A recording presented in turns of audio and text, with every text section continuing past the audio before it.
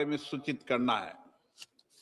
श्री सुभाष आहूजा मध्य प्रदेश के बैतूल संसदीय निर्वाचन क्षेत्र से 6ठी लोकसभा के सदस्य थे। वे आवास समिति के सदस्य रहे। श्री सुभाष आहूजा का निधन 75 वर्ष की आयु में 18 अगस्त 2025 को बैतूल में हुआ। प्रोफेसर सलाउद्दीन अविभाजित बिहार और अब झारखंड के गोंडा संसदीय निर्वाचन क्षेत्र से 8वीं लोकसभा के सदस्य थे। प्रोफेसर सलाउद्दीन का निधन 79 वर्ष की आयु में 10 अक्टूबर 2025 को मधुपुर झारखंड में हुआ। श्री बालकृष्ण चौहान उत्तर प्रदेश के घोसी संसदीय निर्वाचन क्षेत्र से लोकसभा के सदस्य थे। वे शहरी और ग्रामीण विकास संसदीय समिति के सदस्य भी रहे। श्री बालकृष्ण चौहान का निधन 78 वर्ष की आयु में 16 नवंबर 2025 को नई दिल्ली में हुआ। ये सभा अपने पूर्व सहयोगियों के निधन पर गहरा शोक व्यक्त करती है और शोक संतप्त परिवारों के प्रति अपनी गहरी संवेदना व्यक्त करती है। अब ये सभा दिवंगत आत्माओं के सम्मान में मौन रहेगी।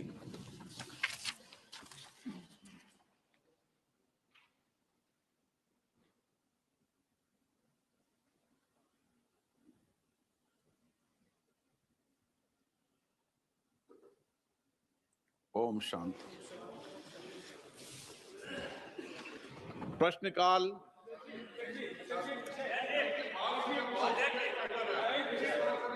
हम लोग सब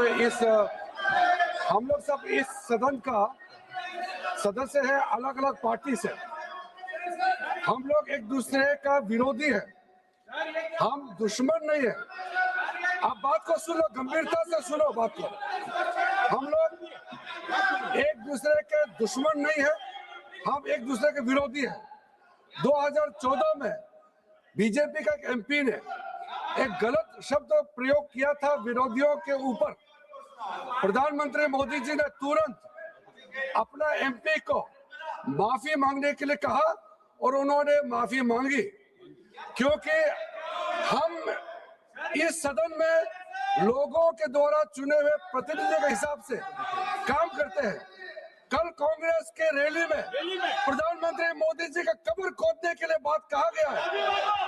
ये इस देश के लिए बहुत दुखद समय है कि कांग्रेस पार्टी ऐसा शब्दों का इस्तेमाल करते हैं और सारे कांग्रेस पार्टी पूरे का पूरे नेतृत्व उस रैली में मौजूद थे और प्रधानमंत्री मोदी जी का कब्र खोदने के लिए इन्होंने नारा लगाया।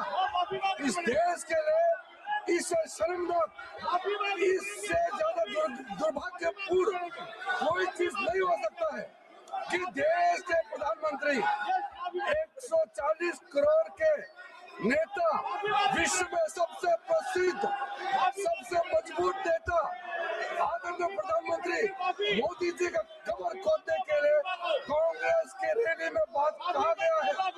मैं चाहता हूँ कांग्रेस के नेतृत्व माफी मांगना चाहिए, इस सदन के माध्यम से देश से माफी मांगना चाहिए। राज्यसभा में भी, लोकसभा में भी Congress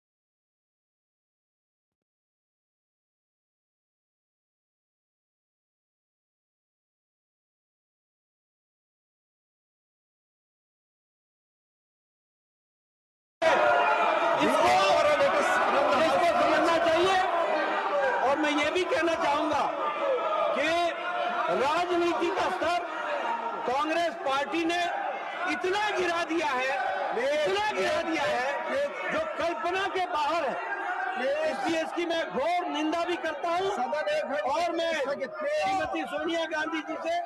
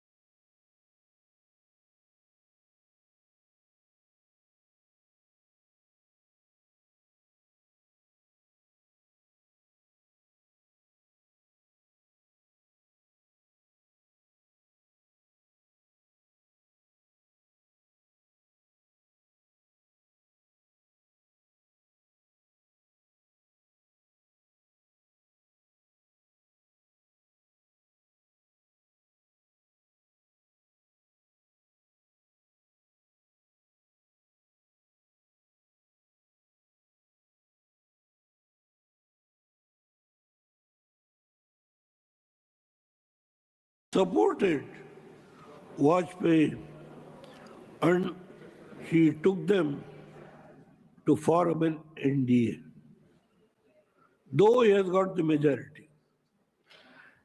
In 2010,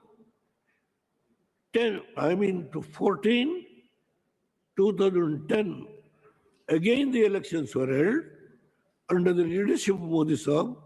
He got 306 seats. He could have formed the government on its own. He took all the coalition so that to give an opportunity to all those friends who supported Vajpayee, continued the coalition and gave a stable government, a strong government to implement so many programs. Sir, in 2025 or 24, he got 248 or 250 seats. Again, all those people who were earlier, they've all come together. Yes, but the last leg of my life, about 2 years back, I gave my support to NDA. There is nothing to hide. Why? Please conclude, sir. Please. Why the Congress people who try to destroy Devagowda or the Janata Dal, बैठ जाए माननीय और भी रामनिवास जनता सुमन जी। दल। Nothing is going on record. और सिर्फ भी माननीय श्री जनता देवगौड़ा दल। जी का भाषण जा रहा है। Please. who has been in public life from last 7 decades, they want to destroy. My only Janata Dal is a regional party. Sir, I have never raised when I have been defeated by the so-called Congress leaders. Sir, I have never raised sir, any vote. BJP की तरफ से समय आपको मिला है Please. पर conclude. I have, they have agreed in presence of the Vice President and the Chairman. Please, don't disturb me. Give me some more time. Sir, today in this country, if these friends wants to make a mockery about the Prime Minister in the streets and the public platform, they are making Prime Minister office to denigrate. Sir, we have never done it. In last 70 years in my public life, we have never done it. We have never used such a word, even when Indira Gandhi got 400 seats, when Rajiv Gandhi got 400 seats, when Indira Gandhi got 380 seats. I have defeated. Never. I have never. Please, the system, what has been now so strong, our constitutional forefathers, Dr. Ambedkar, under his chairmanship, has given a strong foundation for a democratic system. This cannot be eroded by anybody. They were talking in the public, RSS, Janata Party, Janata Dal, Bharatiya Janata Party, combined, they are going to destroy the democratic system and the democracy is in danger. This type of slogan, who bothers? Sir, If please the people conclude. have been, have got sir, please any conclude. responsibility, Please they conclude could now. have turned hostile Please. against Narendra Please Modi's conclude, sir. government. Please conclude. People have never turned hostage. Please conclude, sir. It shows they have full confidence in Narendra Modi's government. Sir, I have given my full support to Narendra Modi's leadership. The country needs, this is a very big country, a large country. Congress may be in 3 states. Remember, my friends, please, by using the word vote chori, you are going to suffer in the coming days. You are not going to win the battle. I'm telling you, I know what is the country politics. I can speak, sir, please. hours together. You are ringing the bell.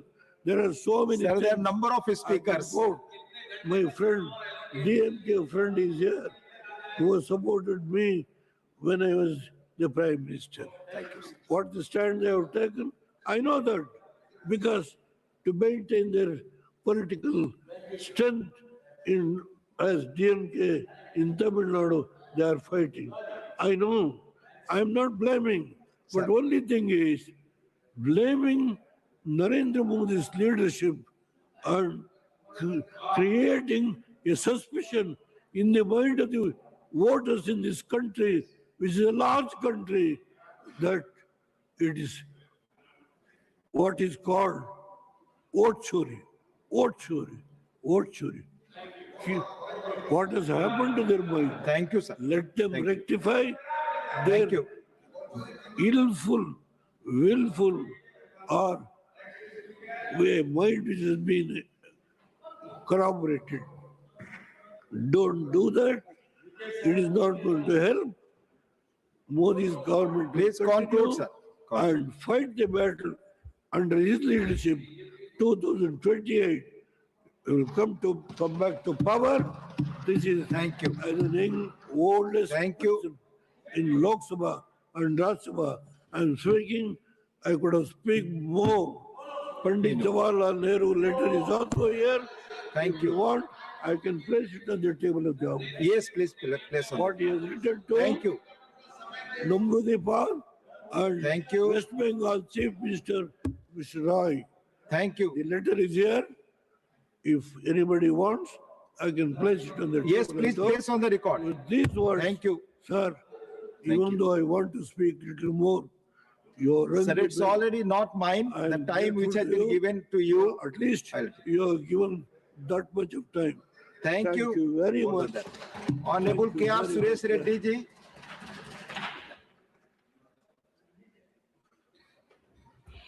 Thank you, Vice Chairman, sir. Deputy Chairman, sir, my apologies. After the Vande Mataram debate, the House taking up the debate on electoral reforms is most welcome, sir, as it is reassuring to speak about the health of our democracy, a legacy that was handed to us not easily, but the one that was forged in the fire of sacrifice by our freedom fighters. It is the solemn promise of our Constitution that every citizen remains the true master of this republic. Talking about electoral reforms and the power of the ballot, I would take this honor to present before this House our own experiences from Telangana. The power of the ballot was clearly demonstrated to the nation by our leader, KCR ji, when the struggle for Telangana began, sir. Our struggle for Telangana for the last 14 years, where an unprecedented kind of dharnas happened. The women, the farmers, students, employees, every person in the society of Telangana fought for it. But the only important thing which could awaken the government of India, which could bring a sense of responsibility, was the power of ballot. And to quote the power of the ballot, sir, my leader KCR ji, to demonstrate that the will of the people is so clearly visible, he resigned twice as a member of parliament. He resigned twice from different regions of Telangana, so that the country gets a sense that it is not one particular region or one particular area. He resigned when he was not in power. Our party was not ruling in Telangana, neither in center. But the courage of KCRG, the trust he had in the belief of the ballot was so visibly demonstrated, sir. It is not only he, seeing his resignation, the people of Telangana compelled other political parties to resign, as that would demonstrate the kind of will which is prevailing there of the people. So this being the power of the voter, my leader and my party, we are very keen that every eligible voter of this country, every citizen, every eligible citizen of this country should be enrolled as a voter, sir. So speaking on this, of course, a debate has been continuing. We support that electoral reforms are definitely a backbone for a healthy democracy. But to ensure this, the voter list, which should be accurate, inclusive, and transparent. Large and diverse nation like us, Deputy Chairman, sir, need clean electoral rolls. That we totally agree. Having said that, we have to ensure that the registration, updating to facilitate voting access for migrants, disabled, senior citizens, urban poor, and people with limited documentation should be entitled for their voting rights, sir. Strict re-verification should not become a mechanism for exclusion. Ensure that no eligible voter loses their right to vote simply because accessing paperwork is difficult. Today, the government's initiatives of every state government and government of India, the ease of doing business, the ease of communicating. We have seen people through Me Sevas in Telangana getting their certificates all electronically. In an age like this, why is it a challenge for a person whose name has been removed from the electoral roll to get back into the electoral roll when he is an entitled citizen of this country? That should be the concern, and that should be the mechanism to be adopted, sir.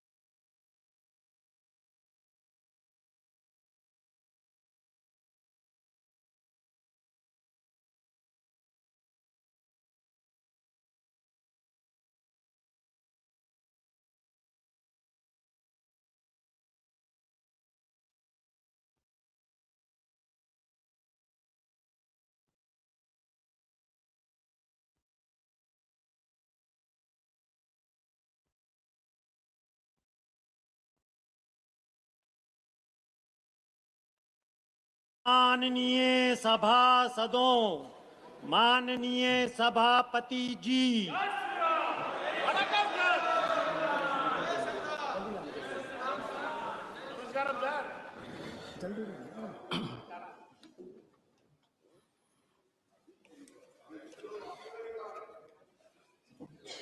नियम 377 जिन माननीय सदस्यों को आज नियम 377 के अधीन मामले को उठाने की अनुमति प्रदान की गई है, वो अपने मामलों को अनुमतिदान पाठ को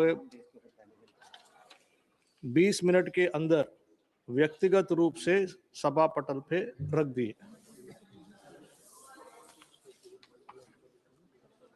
आइटम नंबर 14A, माननीय मंत्री जी श्री अर्जुन राम मेघवाल जी। Honorable Chairperson, sir, with your kind permission, I rise to move for leave to introduce the I called his name, please. Honorable Chairperson, sir, with your kind permission, I rise to move for leave to introduce the repealing and amending Bill 2025, which provides for repealing of certain enactments and to amend certain other enactments. Thank you, sir. Dr. T. Sumati ji, not present. Shri N.K. Premchandran ji. Sir, I am not objecting the bill. My point is that it is being circulated just now, the supplementary list of business. All these four bills, if you examine Rule 72(2), it is the right, legitimate demand of a member of the House to oppose the introduction of the bill. Unfortunately, when the bill is circulated yesterday in the night, that too in the late night and today morning, and when the bill is in such a way it is being circulated, it is a specific direction is there. Direction 19B is there. By virtue of 19B, the direction of the Honorable Speaker, it is mandatory that the bill has to be circulated.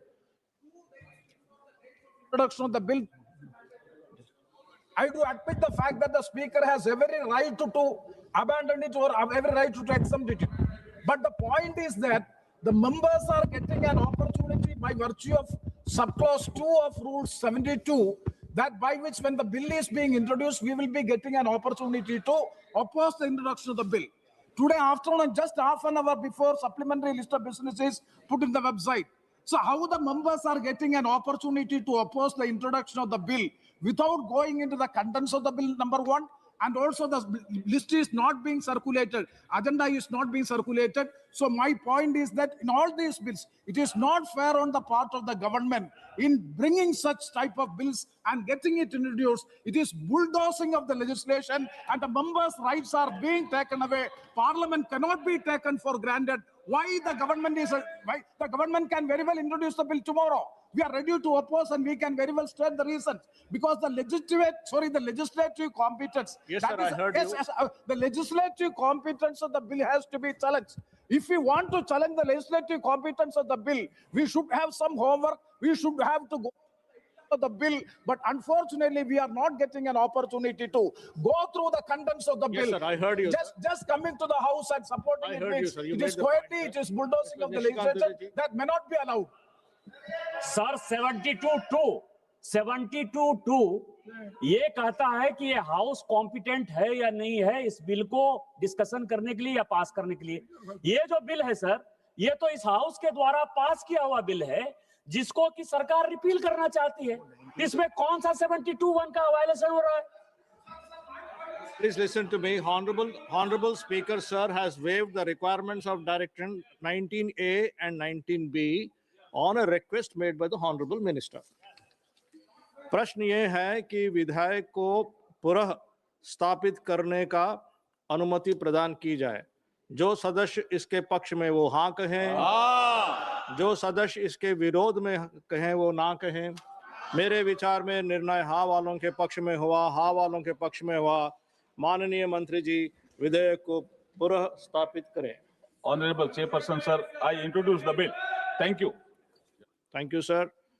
माननीय मंत्री जी श्री धर्मेंद्र प्रधान जी। Chairman sir, with your kind permission, I rise to move for the leave to introduce a bill to enable and empower the universities and other institutions to achieve excellence in teaching, learning, research and innovation through coordination and determination of standards in institutions for higher education, research and scientific and technical institutions, and for that purpose to constitute a Vikasit Bharat Shiksha Adhishtan to facilitate universities and other higher educational institutions to become independent, self-governing institutions and to promote excellence through a robust and transparent system of accreditation and autonomy, and for matters of connected therewith or incidental thereto.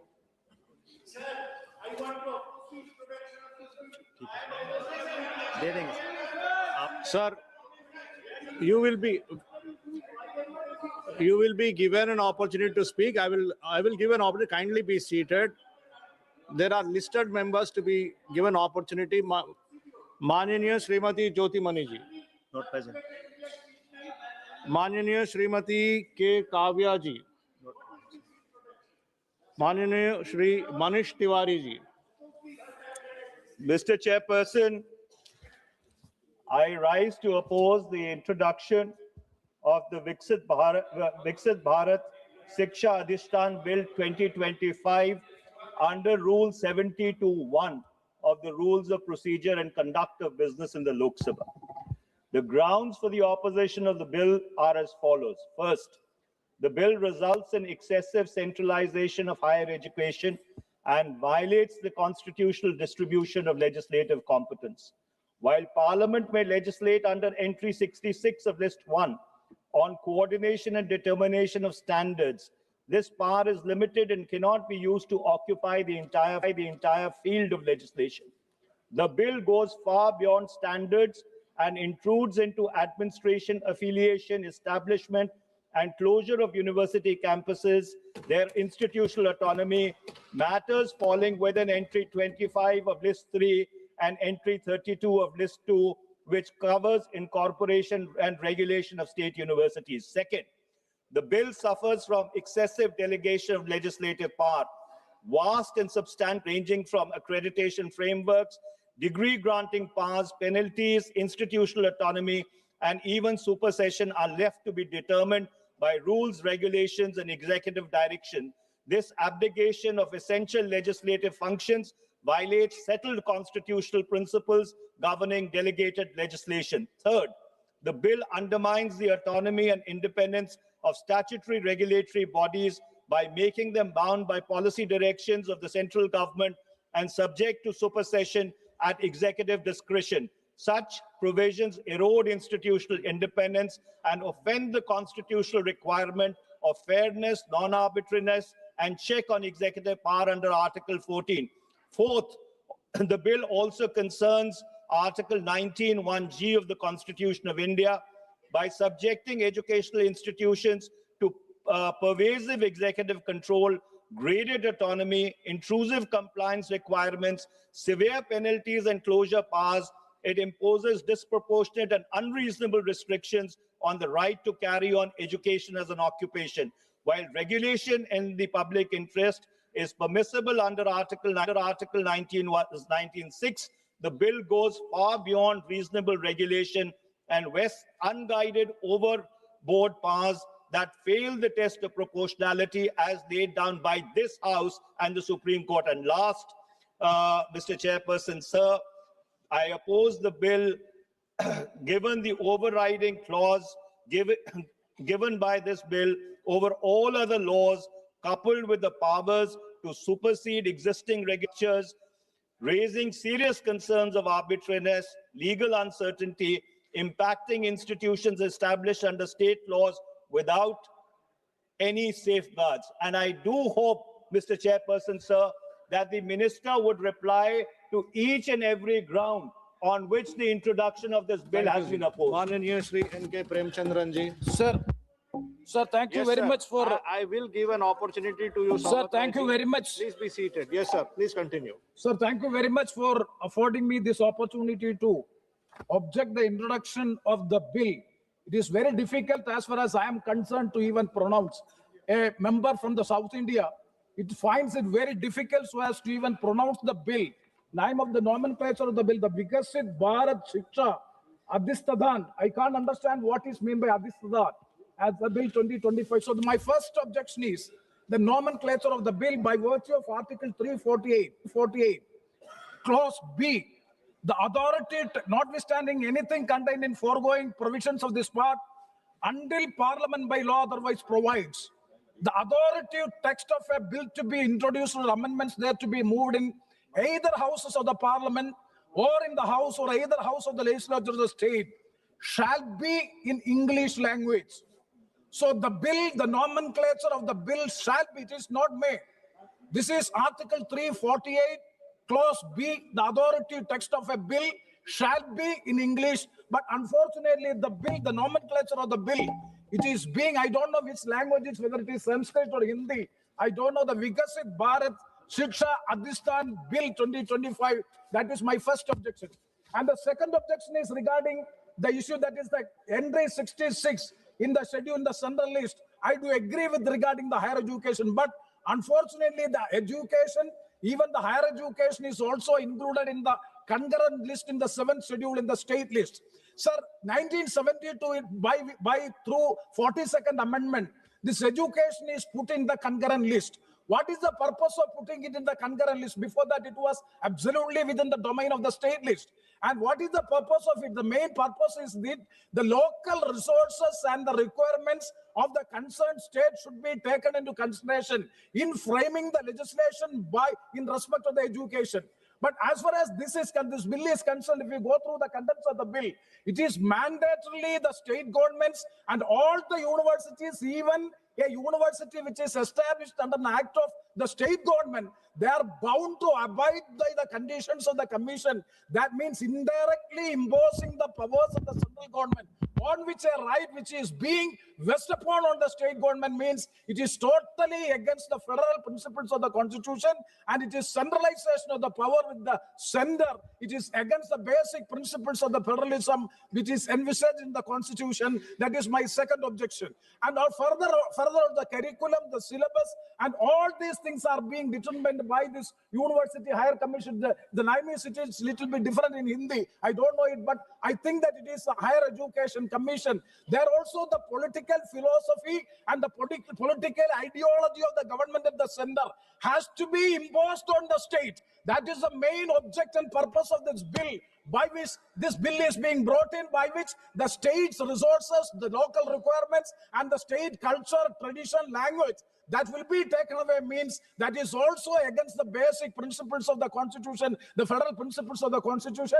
And also I fully agree with the objections already raised by Mr. Manish Tiwari ji. Along with that objection, and also the bill is not being circulated in proper time, and it is being bulldozing in the house without having proper agenda in the list of business. That also I do object with this objection.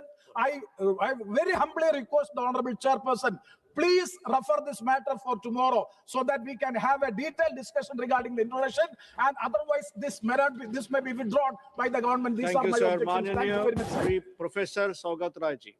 Sir, already Mr. Manish Tiwari, honorable member, and honorable Mr. Premchandran has opposed the introduction of the bill. But I first point out to the ineptness of the Ministry of Parliamentary Affairs. We got a copy of the bill late last time. Today in the list of business, the introduction of the bill was not mentioned. The supplementary list of business was circulated at 1 o'clock this afternoon. Now, is this the way the Parliamentary Affairs Ministry functions, where they do not even give us a chance to prepare for opposing the introduction? The main points opposing the introduction has been mentioned by honorable members Manish Tiwari and Mr. Premchandran. Sir, the Viksit Bharat Shiksha Adhishthan Bill 2025 is an effort to centralize power in the central government's hand with regard to educational matters. Earlier, there was a UGC, University Grants Commission, which decided on allocating funds for educational institutions, both universities and colleges. Now, that is being taken over and subsumed into the Viksit Bharat Shiksha Adhishthan Bill. I do admit that under Article 66, the center has the power to legislate on the educational matters, though it is in the concurrent list. Entry subject 25 is subject to entries 63, 66 of list 1. So Parliament cannot assume comprehensive control over state universities We have so many state universities in West Bengal. The parliament will have total power over this. They will appoint vice chancellors and all that. As it is the governors in Kerala, West Bengal, and Tamil Nadu, they are interfering with the functioning of the universities. Now this gives legitimate power to the center to control the functioning of the universities in higher education. This is essentially undermines autonomy and independence of statutory regulating body and checks on executive power under Article 25. This bill, hence, should not be brought. We oppose the introduction. We oppose the ineptness, a failure of the Parliamentary Affairs Ministry. They do not even give us an opportunity to study a bill. Thank you, sir. Mananiya Shri Selvan This is Ganpati not ji. done. Sir, you are a learned man. Teneti sir, you give a ruling on this. Let it be a historic ruling that this is not the way the Parliament should function. Thank you, sir. Sir, I raised to oppose the introduction of the bill titled the Viksit Bharat Shiksha Adhishthan Bill 2020 under Rule 72 of the Rule of Procedure. Sir, the very name, the nomenclature itself is, we deem it to be an imposition of Hindi on those states which do not know Hindi at all. The reason, sir, all these years, this government, any law they bring up, any scheme that they bring up, that they title it only in Hindi language and not as required by the Constitution of India. The Constitution is clear. The bill has to be, the name has to be, the nomenclature has to be in the language in English, so that every citizen, every part of the country knows what is the veracity of the bill. Sir, second, this against the federal principle of the Constitution. Sir, the concurrent list, the regulatory council under the commission proposed in the bill is against the spirit of the Constitution, particularly contravening the provisions under entry 32 of list 2. The power which entry 44 of the list 1 says the union government does not have power to regulate universities and is being vested with the union by this bill is arbitrary. Sir, in the name of the coordination and determination of the standards, the entire regulation of higher education institution comes under the Government of India, the union government. This is totally a colorable legislation that gives arbitrary decision-making powers to the union government. Sir, this bill is nothing but an abuse of process of law. As per various provisions of this bill, practically the union government will be the sole decision-making authority, which is against the spirit of the Constitution. The union government will have the final say as if the bill is passed, which is totally contrary to the Constitution. In the name of Bharatiya knowledge system, whatever is asked to be followed by the Commission and its 3 vertical pillars has to be implemented by the higher education institution, failing which the institute will be deemed to have violated the Act and its accreditation may be withdrawn. So they have an enormous power. Whichever university they want to completely deem to be violation, they can reject the accreditation. Without accreditation, no institute can function, and the accreditation power lies with the accreditation council. Sir, we therefore Thank you. Thank you, Chair. Thank you, Chairman, sir. On 3 grounds, I would like to oppose this bill. The bill's aggressive, unnecessary Sanskritized nomenclature directly violates Article 348(1)(b), which mandates that authoritative text of all bills shall be in the English language. There is no technical reason to use in Hindi names. 53 times Hindi names are used in this text of the bill. This Vinayam Parishad, இதெல்லாம் எனக்கு ஒண்ணுமே புரியல. We don't எதுமே எங்களுக்கு புரிய மாட்டேங்குது. எங்களுக்கு நாங்க பேசுறது எப்படி உங்களுக்கு புரியலையோ அதே மாதிரி நீங்க இப்படி இந்த மாதிரி இந்திய கொண்டு வந்து எங்க மேல திணிச்சா எங்களுக்கும் ஒண்ணும் புரிய மாட்டேங்குது. So adanal vandu it should be in English so that whichever the state wanted to understand the language, that language has to be allowed in this bill. This sees I see this as a kind of Hindi imposition. Already Tamil Nadu been actually deprived of so much SSA funds just because of we are not agreeing to the 3-language policy in the new education policy.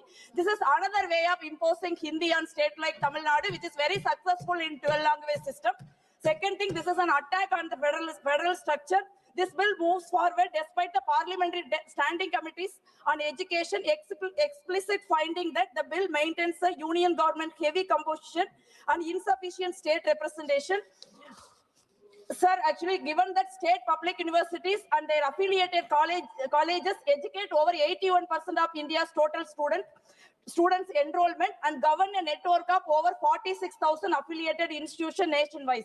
This policy-making body's composition must reflect the immense scale and responsibility held by the state education sector, then executive overreach and undermining autonomy. The proposal moves decisively away from the independent regulation.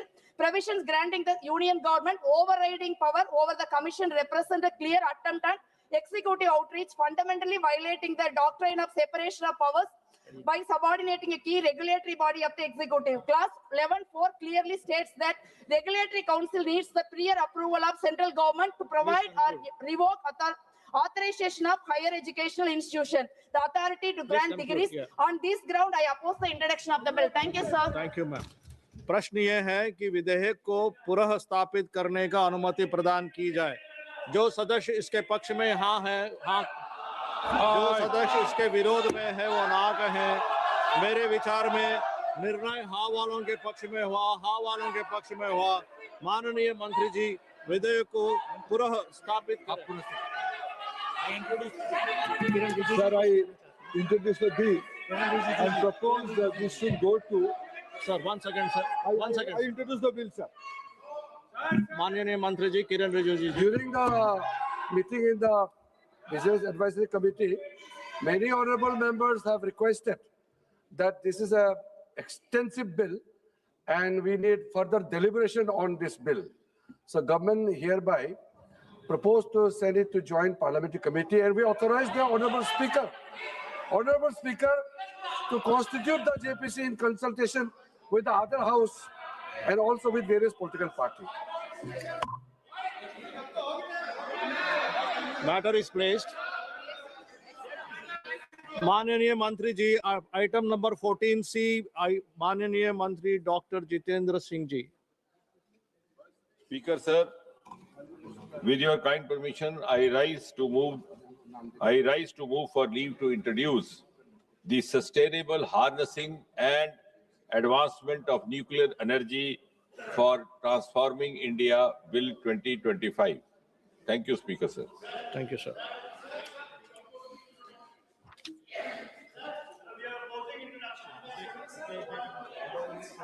माननीय Shri B बेहानंद जी। माननीय Shri Manish Tiwari ji. Thank you very much, Mr. Chairperson, sir. I rise to oppose the introduction of the Sustainable Harnessing and Advancement of Nuclear Energy for Transforming India Bill 2025 under Rule 72(1) of the Rules of Procedure and Conduct of Business in the Lok Sabha on the following grounds. First, the bill confers sweeping and pervasive powers on the central government across licensing, regulation, acquisition, tariff fixation, exemptions, emergency powers, and even novation of private contracts. Clauses empowering the center to acquire mines, plants, reactors, substances, and contractual rights by executive action, while compensation determined largely by the government itself raises grave concerns under Article 300A of the Constitution of India and the guarantee against arbitrary deprivation of property. Second, permitting profit-seeking private participation in ultra-hazardous nuclear activities while simultaneously limiting liability, granting statutory immunities, and restricting judicial remedies undermines the state's non-delegable public trust obligations over life, health, and the environment. Such an arrangement amounts to an unconstitutional abdication of essential sovereign responsibilities and functions under Article 21 and 48A, where the state is required to act as a trustee and a guarantor and not merely as a facilitator or a licensor. Third, the bill suffers from excessive delegation of essential legislative functions. Core policy matters such as liability limits, safety standards, exemptions, regulatory norms, emergency measures, and even amendment of schedules are left to rules, regulations, or notifications issued by the executive. This abdication of parliamentary responsibility violates settled constitutional limits on delegated legislation under Article 245 and 246. And finally, Mr. Chairperson, sir, the bill concentrates legislative, executive, regulatory, and quasi-judicial powers in the central government and authorities appointed, controlled, and removable by it, including the Atomic Energy Regulatory Board, which needs to be an independent, autonomous statutory regulator. The absence of institutional independence, coupled with wide direction issuing powers and insulation clauses, undermines the doctrine of separation of powers, which is a basic feature of the Constitution. On these grounds, I strongly oppose the introduction of this bill. Thank you, sir. Honorable Minister, sir. Want to? No, Manish ji's the good friend, his points well taken, but I just want to mention that most of these objections are based on the merits of the bill, which are normally and by convention taken up during the discussion. So right now we are here only to the competency of the introduction of the bill. माननीय श्री बेहनान जी, माननीय श्री बेहनान जी.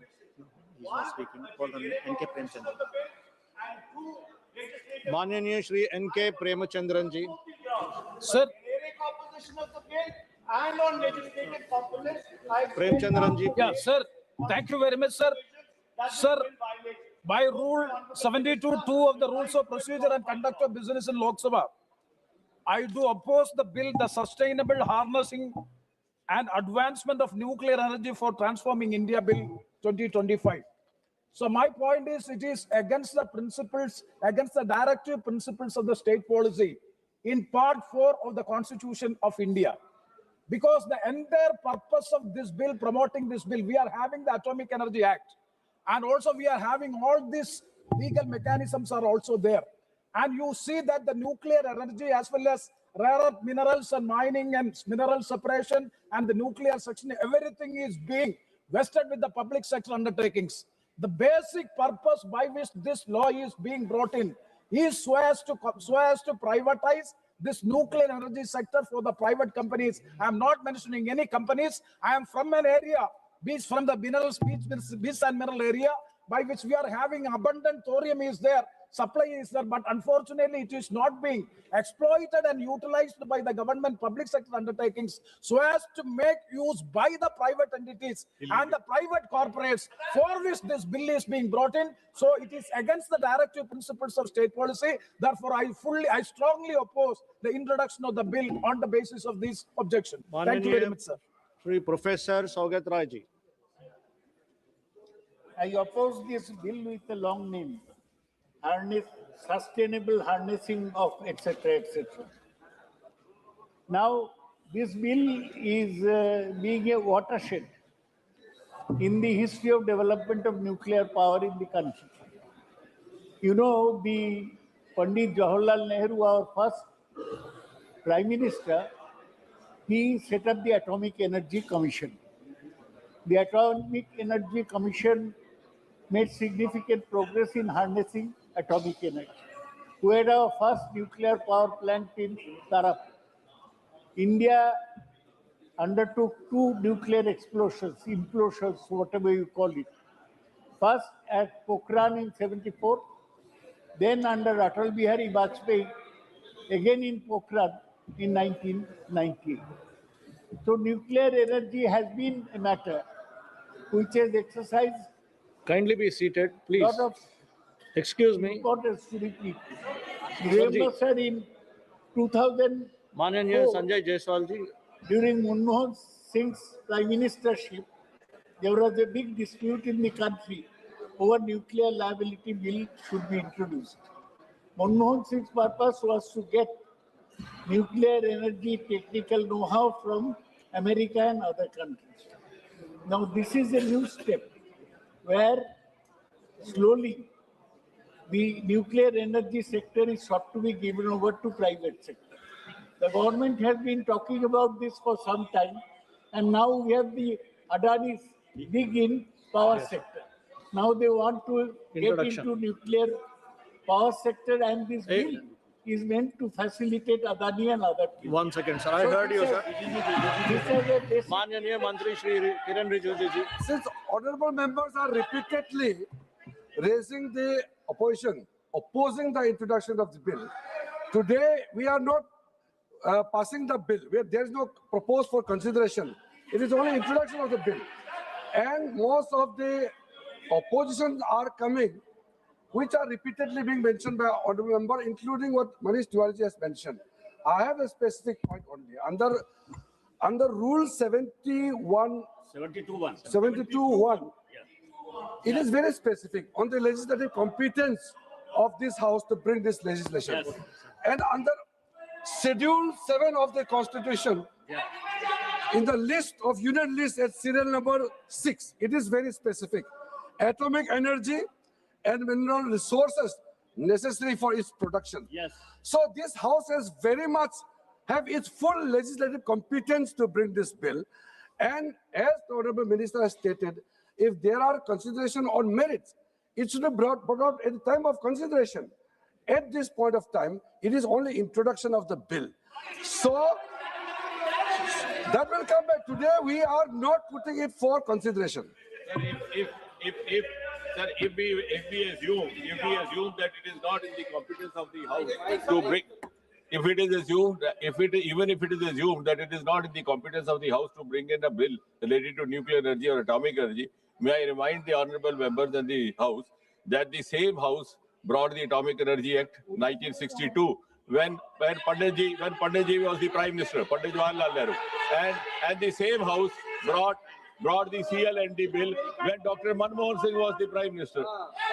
So, if the bill could be brought in the House when Nehru ji was the Prime Minister, when it could be brought when Dr. Manmohan Singh ji was the Prime Minister, why now suddenly, because there is a different political party in power, suddenly the House has been forbidden from the prerogative of bringing in a bill on this subject?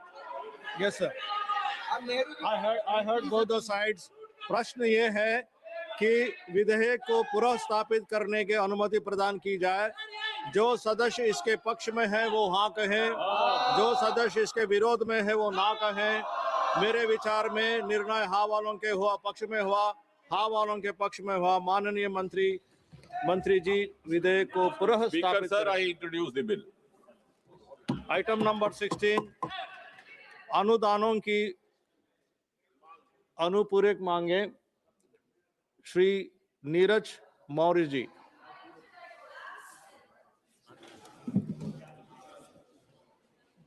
धन्यवाद सभापति जी. पूरक अनुदान मांगों के लिए 2025-26 72 अनुदान मांगे शामिल हैं. कुल राशि 1,32,268 रुपए और अतिरिक्त अनुदान की मांग 41,455 करोड़ रुपए. इसमें दो तिहाई यानी कि 27,000 करोड़ से अधिक सब्सिडी पे खर्च करने की बात कही गई है. मान्यवर, ये आंकड़े कागज पर तो चमकदार लगते हैं, लेकिन हकीकत में एक ऐसी सरकार की कहानी बयान करते हैं जो प्राथमिकताओं से भटक गई है. क्योंकि ये ना केवल व्यर्थ का खर्च है, बल्कि आम आदमी की पीड़ा को नजरअंदाज करने का प्रमाण भी है. मान्यवर, किसानों के लिए जो रसायन उर्वरक पे मांग रखी गई है उसमें ज्यादातर जो धन है वो सब्सिडी के लिए रखा गया है। मान्यवर, अभी आपने देखा उत्तर प्रदेश के अंदर किस तरह से किसानों का बुरा हाल रहा। लोगों को ना तो फास्फोरस पोटास मिला, ना यूरिया मिली, ना डीएपी मिली। मान्यवर, इस अनुपूरक मांग में 23,423 करोड़ रुपए सब्सिडी पे लगाने की बात कही गई है। महोदय, आज जहां हमारा किसान एमएसपी की मांग को लेके दर दर भटक रहा है और उसको एमएसपी नहीं मिल रही है, किसान सड़कों पे खड़ा है, लेकिन सरकार सब्सिडी के नाम पे विदेशी कंपनियों को फायदा पहुंचा रही है। आयातित यूरिया पर इतना खर्च क्यों? सरकार अपनी क्षमता बढ़ाने में नाकाम रही है, लेकिन किसान को कुछ नहीं मिला। किसान को केवल महंगाई, कर्ज और आत्महत्या करने पे किसान मजबूर है। हम मांग करते हैं कि सब्सिडी को पारदर्शी बनाया जाए, आयात पे निर्भरता कम करें और किसान कल्याण को प्राथमिकता दी जाए, तभी मान्यवर अनुपूरक का कोई महत्व होगा। मान्यवर, बहुत सारे विभागों की बात इसमें चर्चा की गई है। हम प्रमुख रूप से शिक्षा विभाग पे बात करना चाहेंगे कि शिक्षा विभाग का जो हाल है, जिस तरह से शिक्षा विभाग कार्य कर रहा है, मुझे लग रहा है कि ये जो अनुपूरक मांगा गया है उच्चतर शिक्षा विभाग के लिए 1,303.72 करोड़, इसमें 2,023.25 करोड़ की एक नई योजना लाई गई है, प्रधानमंत्री वन नेशन वन सब्सक्रिप्शन पर, जो वर्ल्ड क्लास इंस्टीट्यूशंस के लिए 65.45 करोड़। सभापति महोदय, ये क्या मजाक है जब भारत के जो ग्रामीण अंचल के बच्चे हैं आज वो स्कूल नहीं पहुंच पा रहे हैं, गांव के स्कूल बंद किए जा रहे हैं। ऐसे में वन नेशन वन सब्सक्रिप्शन का क्या मतलब है?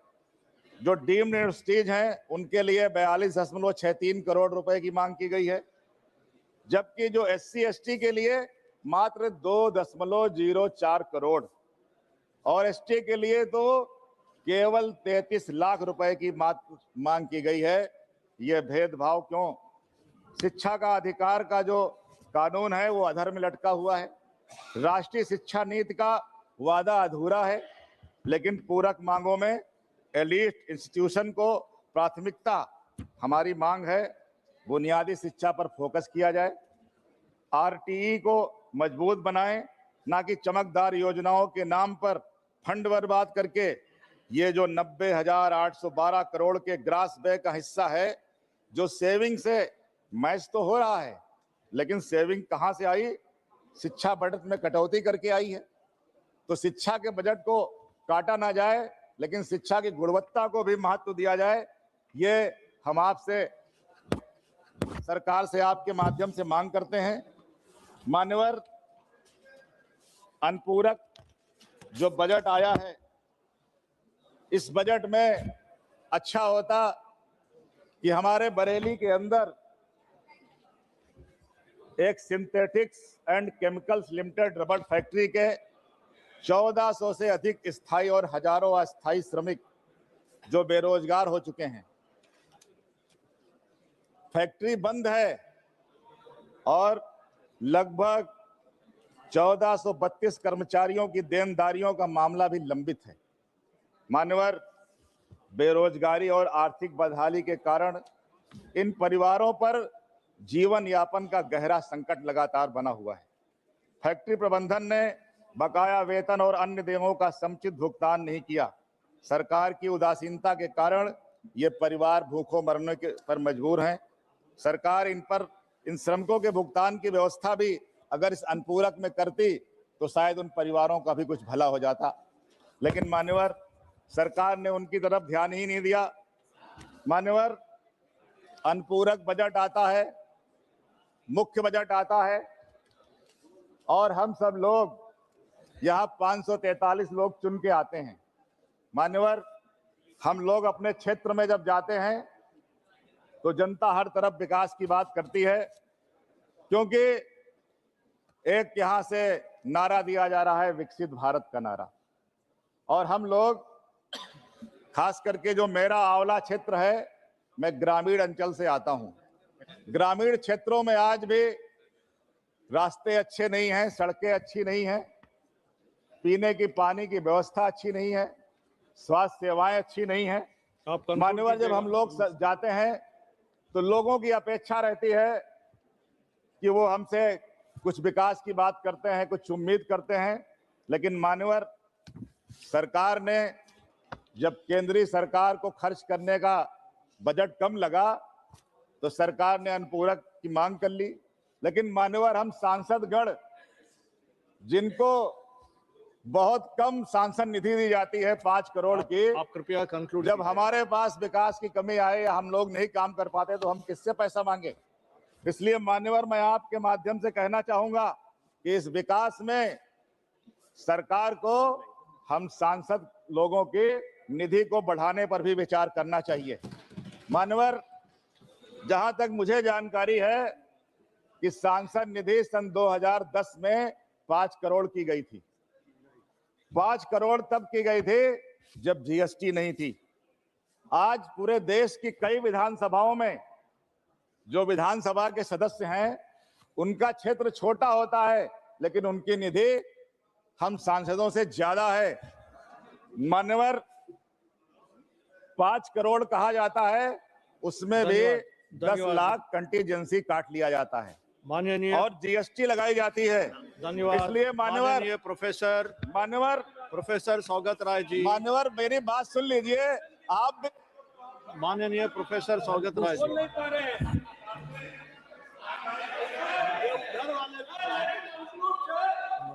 मान्यवर कंक्लूड कर रहा हूं बस थोड़ा। मान्यवर 2010 के मुकाबले महंगाई बढ़ी है, आबादी बढ़ी है, मतदाता भी बढ़े हैं, लेकिन सांसद निधि बढ़ाने पे विचार नहीं हुआ। ऐसा लगता है कि भाजपा सरकार विकास नहीं कराना चाहती, और अगर विकास कराना चाहती है तो इस सांसद निधि को बढ़ाया जाए, जिससे कि लोगों के हम लोग छोटे छोटे काम कर सके। मान्यवर सभापति महोदय, मैं अंत में प्रोफेसर सौगत राय जी, यस।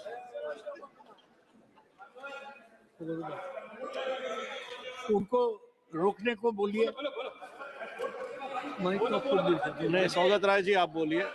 नहीं, आपको 3 बार एक्सटेंशन दे चुके हैं सर। आप 20 सेकंड में रखिए, आप 20 सेकंड में रखिए। यस, सौगत राय जी आप बैठिए। 20 सेकंड्स प्लीज। मान्यवर सभापति महोदय, जो प्राथमिकताएं हैं वो तो गड़बड़ लग रही हैं। रुपए 1,32,00,000 लाख करोड़ का जो व्यय है, इसमें किसान, युवा, महिला, गरीब कहाँ है? ये सरकार अमीरों के लिए अनुपूरक बजट लेके आई है। इसलिए हम आपके माध्यम से मांग करते हैं कि सब्सिडी से कारपोरेट्स को ना ध्यान दिया जाए, प्रोफेसर सौगत राय जी, जो हमारे गरीब जनता है उसका ध्यान दिया जाए। मैं इस अनुपूरक का विरोध करते हुए अपनी बात को समाप्त करता हूं। आपका बहुत बहुत धन्यवाद। Professor next honorable member T.R. Baluji will be speaking, so kindly. I rise to speak on the supplementary demands for grants. I resent the fact that the finance minister is not here. Even the minister of state, he is there. He has become president of UP BJP. What will he look into finance? Sir, this demand is one for additional 41,000 crore spent. 41,000 crore please look at budget me. Yeah. outgo. But actually the total supplementary demands is rupees 1.32 lakh crores. Out of this, 90,000 is technical, because this amount will be made up from savings of different departments. 41,000 crores roughly will be outgo from the government. Out of this 41,000 crore, fertilizer is 18,000 crores. And out of that, 11,000 crores is for fertilizer subsidies, 7,000 crore is for import of urea, and 9,500 crores to Petroleum Ministry, out of which the oil companies will be made up for their loss as far as LPG is concerned. Unfortunately, this country produces only 33% of its petroleum requirement, so you can understand the situation. Now, I would say that the finance minister has tried to do a reasonable job in the sense that only 4.4% is the fiscal deficit target we shall be able to meet this year. So even though the finance minister does not have a finance background, she has worked hard, I must say. But there are severe fault lines in the supplementary demands. What are the fault lines? Urea is in crisis.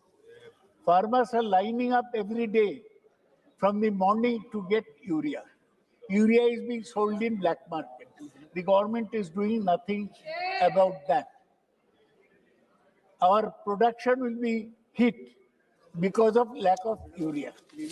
So second thing I want to mention is that oil marketing company, they want to be fully compensated for their loss in supplying LPG.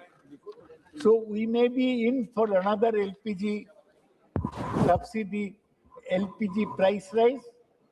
I would urge the government that let them give more money, but not increase the price of LPG.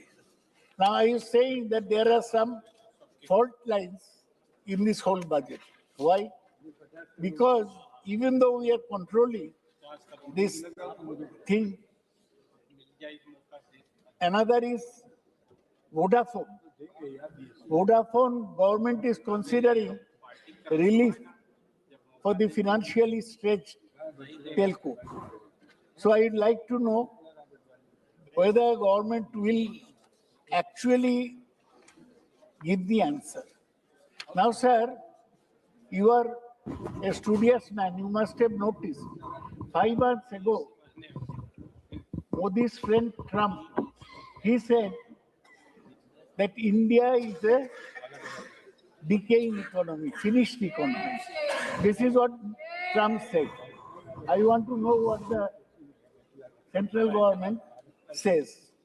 Sir, the IMF has said that India is in C category. As far as IMF retained its C grade for India's national account statistics or GDP data. So even though the Kamlesh ji आप उनको free छोड़ दीजिए, हमारा बात नहीं सुनेंगे एकदम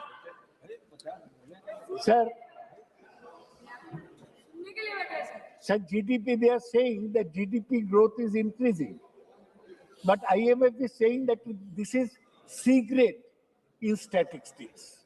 The government will have to reply what they are saying about. Sir, everybody will congratulate you for your election, but you listen to me. Sir, the other point I want to say is that where we are terrible is the rise in the fall of rupee. Rupee against dollar became 89.46 against the dollar from 89.12 against the euro. Our currency has fallen against all other major currencies, more against euro and also against the dollar. So we are in a very bad situation. All imports, including petroleum imports, will cost more. This is very bad. So we have to reply to Trump that we are not a dead economy. He said it on record that India is a dead economy. That's why you are not in a hurry to have a trade pact with India. IMF has given them a C grade. So we should be very concerned about all this. And you know, sir, we are discussing education a little while ago. India's rank in the Human Development Index is United Nations, UNDP, is 130. We are 130th country in the name of Human Development Index, that is on health, education, and other matters. What is the government to answer about that? I don't want to speak for a long time, since Pratibha Mondal will speak on our party. Sir, I want to pose one question. Why is the finance minister depriving West Bengal in the matter of MGNREG? This year, the NREGA dues to West Bengal was 7,000 crores. For the last 2 years, it's 52,000 crores. And total dues of West Bengal is 2 lakh crores. So why West Bengal is being deprived? You think we shall be kept down forever? No. We have already protested. We shall continue to protest. There are some people who are inimical to West Bengal, like Shukanto Mojumdar. They don't want West Bengal to get money. But in spite of everything, we shall give poor people their sustenance, and we shall win the elections in 2026. That's why supplementary demand is an essential part of the budget making exercise. We know that if the government has shortfall, it has to be made up. We know that there is also technical savings, in the sense that they will be made from savings of other departments. So in this way, another technical supplementary expenditure is rupees 8,337 crores is sought for transfer to monetization of National Highways Fund Infrastructure Investment Draft, INVIT, and rupees 35,950 crore is sought for investment under conversion of outstanding spectrum auction dues into equity in respect of Vodafone Idea Limited. So all is not well in the state of Denmark. Even though the government says our economy will be third economy in the world, it will be $1 trillion, $5 trillion economy. Economy has serious fault lines. I hope that the finance minister, who insulted this house by not coming to the house in the time of debate, will reply to all these questions whenever she comes here. Thank you, sir. Honorable Thiru T.R. Balu, sir. மாண்புமிகு பேரவைத் தலைவர் அவர்களே, இந்த மாமன்றத்தில் நடப்பு நிதியாண்டில் முதல் துணை மானிய கோரிக்கை 1,32,000 கோடிக்கான துணை மானிய கோரிக்கையில் பேசுவதிலே எனக்கு மிகுந்த ஈடுபாடு இருந்தாலும் இந்த 6 மாத காலத்திற்குள் இந்த 1,32,000 கோடிக்கு ஆன அதிகப்படியான செலவு எப்படி வருகிறது என்று ஆராய்ந்து பார்க்கின்ற நேரத்தில் 2 வகையாக பிரித்து சொல்கிறார்கள். ஒன்று 90,812 கோடி ரூபாய் அதிக வருவாய் வந்ததாகவும் சேமிப்பு வந்ததாகவும் ஒரு வகையிலே சொல்லப்படுகிறது. அடுத்த அதிக செலவினங்களுக்காக 41,400 கோடி ரூபாய் அதிக செலவினங்களுக்காக அது தேவைப்படுகிறது சொல்கிறார்கள். முன்னாலே எதிர்பார்க்கப்படுகின்ற அந்த 90,812 கோடியில் அவர்கள் மிகவும் எதிர்பார்த்திருக்க வேண்டிய ஒன்று, எதிர்பார்க்காமல் வந்ததல்ல. சேமிப்பு என்றால் சேமிப்பு எப்படி வரும்? சேவிங்ஸ் பேங்க்ல போட்டு வச்சிருந்தாங்களா? இல்ல, அந்த பணம் அவருக்கு வழங்கிய பணம் அதிகப்படியாக அதிக தொகையை முன்னாலேயே ஜெனரல் பட்ஜெட்டிலும் முதலாக அளித்த நிதிநிலை அறிக்கையில் அதிகமாக கொடுத்திருக்கிறார். அது திரும்ப வருகிறது, திருப்பி அனுப்பப்படுகிறது. அதே போல அவர்கள் எதிர்பார்க்காத ஒன்று என்று சொல்வதற்கு எந்த நியாயமும் இல்லை. எப்படி என்று கேட்டால் பணம் அதிகமாக இருக்கின்ற காரணத்தால் திருப்பி அனுப்புகிறார்கள். அதற்கு பிறகு அதிக வருவாய் என்று சொல்கிறார்கள். எப்படி அதிக வருவாய் வரும்? அதிக வருவாய் என்றால் ஏதாவது அவருக்கு வணிகத்துறையில ஈடுபடுகின்ற இலாக்காக்கள் வைத்திருந்து அந்த வணிகத்துறையின் மூலம் அதிக வருவாய் வந்திருக்கிறதா? இல்லை. ஆக இரண்டுமே குளறுபடிகளாக நம்ப முடியாத ஒன்றாக இருக்கிறது மட்டுமல்ல, 41,455 கோடி ரூபாய் அதிக செலவினங்கள் வருகிறது. ஆகவே எங்களுக்கு இந்த நிதி இந்த மானிய கோரிக்கை நான் சேர்த்திருக்கிறேன் என்று அமைச்சர் அவர்கள் சொல்லுகிறார்கள். 41,455 கோடியில் 18,525 கோடி ரூபாய் உரமானியமாக இருக்கிறது. 9,500 கோடி ரூபாய் கச்சா எண்ணெய் நிறுவனங்களுக்கு கொடுக்கின்ற மானியமாக இருக்கிறது. இது ரெண்டும் ஆண்டுதோறும் எதிர்பார்க்கக்கூடிய ஒன்றுதான். உரமானியம் என்பது ஆண்டுதோறும் கொடுக்கப்படுகின்ற ஒன்று. அதே போல கச்சா எண்ணெய்க்கு கொடுக்கப்படுகின்ற பெட்ரோலியத்துறையில கொடுக்கப்படுகின்ற மானியம் என்பது ஆண்டுதோறும் வருகின்ற ஒன்று. இது எப்படி எதிர்பார்க்காமல் இருந்தார்கள்? அது மட்டுமல்ல, உள்துறைக்கு 2,500 கோடி ரூபாய், 1,200 கோடி ரூபாய் வெளியுறவுத்துறைக்கும், 1,300 கோடி ரூபாய் கல்வித்துறைக்கும் அவர் வழங்கியிருக்கிற காரணத்தினால் ஏறத்தாழ 41,500 கோடி ரூபாய் புதிதாக அவர்களுக்கு அதிகமாக தேவைப்படுகிறது என்று சொன்னால் நான் ஏற்றுக்கொள்வதற்கு நியாயமில்லை. ஏனென்றால் இதெல்லாம் முன்னாலே அவங்களுக்கு தெரியும். முன்னாலே அவர்களுக்கு தெரிந்திருந்தும் இந்த தொகையை ஏன் அவர்கள் முன்னாலே முதல்ல அறிவித்த நிதிநிலை அறிக்கையை சேர்க்கவில்லை என்றுதான் என்னுடைய கேள்வி. அவர்கள் பதில் உரைக்கின்ற பொழுது இதற்கு 90,812 கோடி ரூபாய்க்கும் அதே நேரத்தில் 41,450 கோடி ரூபாய்க்கும் உள்ள விளக்கத்தை அம்மையார் அவர்கள் தெரிவிக்க வேண்டும் என்று நான் கேட்டுக்கொள்ள விரும்புகிறேன்.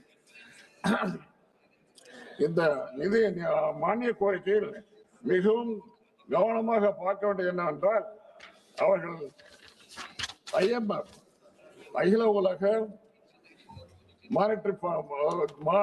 அகில உலக ஆணையம், அந்த ஆணையம் நிதி ஆணையம் என்ன சொல்கிறது? இவர்கள் இந்தியாவிலே தயாரிக்கப்படுகின்ற நிதி நிலை அறிக்கைகளும் அவர் கையாளுகின்ற கணக்குகளும் சரியாக இல்லை, எல்லாம் சப்ஸ்டாண்டர்டா இருக்குது, தரக்குறைவாக இருக்கிறது என்று சொல்வது மட்டுமல்ல, நம்முடைய நாட்டினுடைய நிதிநிலையை அக்கௌண்டிங் ப்ரொசீஜர் எல்லாத்தையும் சப்ஸ்டாண்டர்ட் சொல்லி தரக்குறைவு என்று சொல்லி சி கிரேட் என்ற நிலைக்கு அவர்கள் தள்ளிவிட்டார்கள். இந்த சி கிரேடுக்கு போனதுக்கு மெயின் ரீசன் என்ன நியாயமான காரணங்கள் என்ன? ஏன்னா 10.1% இந்த நாட்டினுடைய வளர்ச்சி இருக்கும் என்று சொல்லப்பட்ட நிலையில் நிதிநிலை அறிக்கை முதலிலே வைக்கிற நேரத்தில் 10.1% இருக்கும் என்று சொன்னார்கள் ஜிடிபி. அதற்கு பிறகு இப்போது என்ன சொல்கிறார்கள்? 8.2% தான் ஜிடிபி என்று பிரதமரே ஒத்துக்கொண்டிருக்கிறார். ஆக 2% திடீரென்று குறைந்ததற்கு என்ன காரணம்? இப்படிப்பட்ட மோசமான நிலையிலே இந்திய பொருளாதார வீழ்ச்சி கண்டு கொண்டிருக்கின்ற காரணத்தினால் அவர்கள் அந்த தரத்தை சி கிரேடுக்கு ABCD என்ற நிலையில் சி கிரேடுக்கு அவர்கள் தள்ளியிருக்கிறார்கள். ஆக இப்படிப்பட்ட நிலை உருவாவதற்கு காரணமாக இருந்த இந்திய அரசினுடைய பொருளாதார நடவடிக்கைகளில் நிச்சயமாக பலரும் சந்தேகப்படுகிறார்கள். டாக்டர் அரவிந்த் சுப்பிரமணியம், அதே போல டாக்டர் அரவிந்த் குமார், இவங்க 2 பேருமே இந்தியாவினுடைய மிகச்சிறந்த பொருளாதார நிபுணர்கள். அவர்களே இப்படி சொல்லியிருக்கிறார்கள். அவர்களே இதை நம்ப முடியாத நிலையில் இருக்கிறது என்று அவர்களே சொல்லியிருக்கிறார்கள். அது மட்டும் இல்ல, செஸ் வசூல் பண்றாங்க. செஸ் வரி, இந்த செஸ் வரி ஆண்டுதோறும் வசூல் பண்றாங்க. செஸ் வரி குறிப்பிட்ட காலத்திற்கு குறிப்பிட்ட துறையில் அதை வசூல் செய்வாங்க. அந்த நிலை சரியான பிறகு அதை திரும்ப பெற்றுக்கணும்.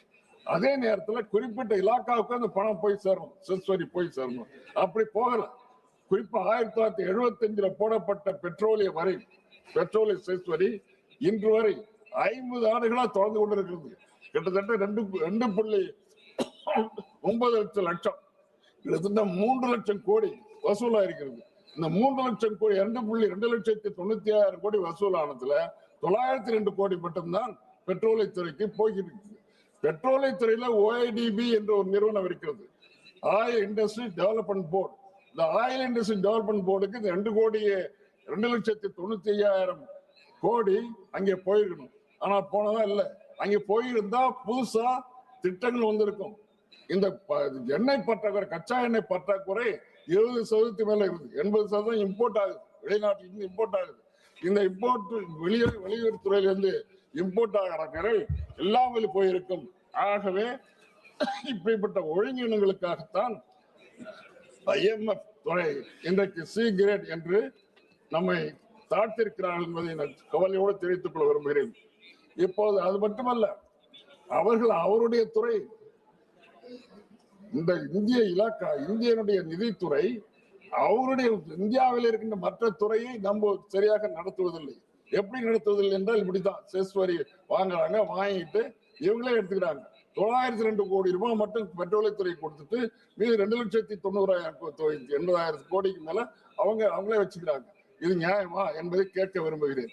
ஒண்ணு, இதை போலத்தான் மாநில அரசுகளையும் ஏமாற்றுகிறாங்க. I need some 5 or 10 minutes, please. மாநில அரசுகளை ஏமாற்றுகிறார்கள். எப்படி ஏமாற்றுகிறார்கள்? மன்ரேகா திட்டம். இந்த மன்ரேகா திட்டத்தை காந்தி பேருக்கிறதால இன்னைக்கு மாத்திரத்தை முயற்சி பண்ணுகிறாங்க. மிக மோசமான நிலையில இந்த அரசு போய் கொடுக்குது. இதே ஒண்ணு எடுத்துக்காட்டு. இன்றைக்கு 100 நாள் வேலை திட்டம் குறைந்து போய் கொண்டே இருக்கிறது மட்டுமல்ல, 30 கோடி மனித நாட்கள் தமிழகத்திற்கு இருந்த நிலை மாறி இன்றைக்கு 12 கோடி மனித நாட்கள் மட்டும் நம்ம தமிழ்நாட்டுக்கு ஒதுக்கீடு செய்யப்பட்டிருக்கிறது என்றால் இதை விட கேவலம் என்னவாக இருக்க முடியும்? 1290 கோடி ரூபாயை மாநில அரசுக்கு ஒன்றிய அரசு தரணும். இதுவரைக்கும் தந்தபாடு இல்லை. 1290 பொருள்களுக்காக வழங்கிய தொகை, தமிழ்நாடு அரசு பொருள்களுக்காக வழங்கிய தொகை இதுவரை அவர்களுக்கு வழங்கப்படவில்லை. அது மட்டுமல்ல, ரயில்வே துறையில 31,450 கோடி திட்டம். அந்த திட்டத்துல 301 கோடி மட்டும் தான் ரயில்வே திட்டங்களுக்கு ஒதுக்கி இருக்காங்க. அப்ப என்ன அர்த்தம்? 0.95%, 1% கூட இல்லை.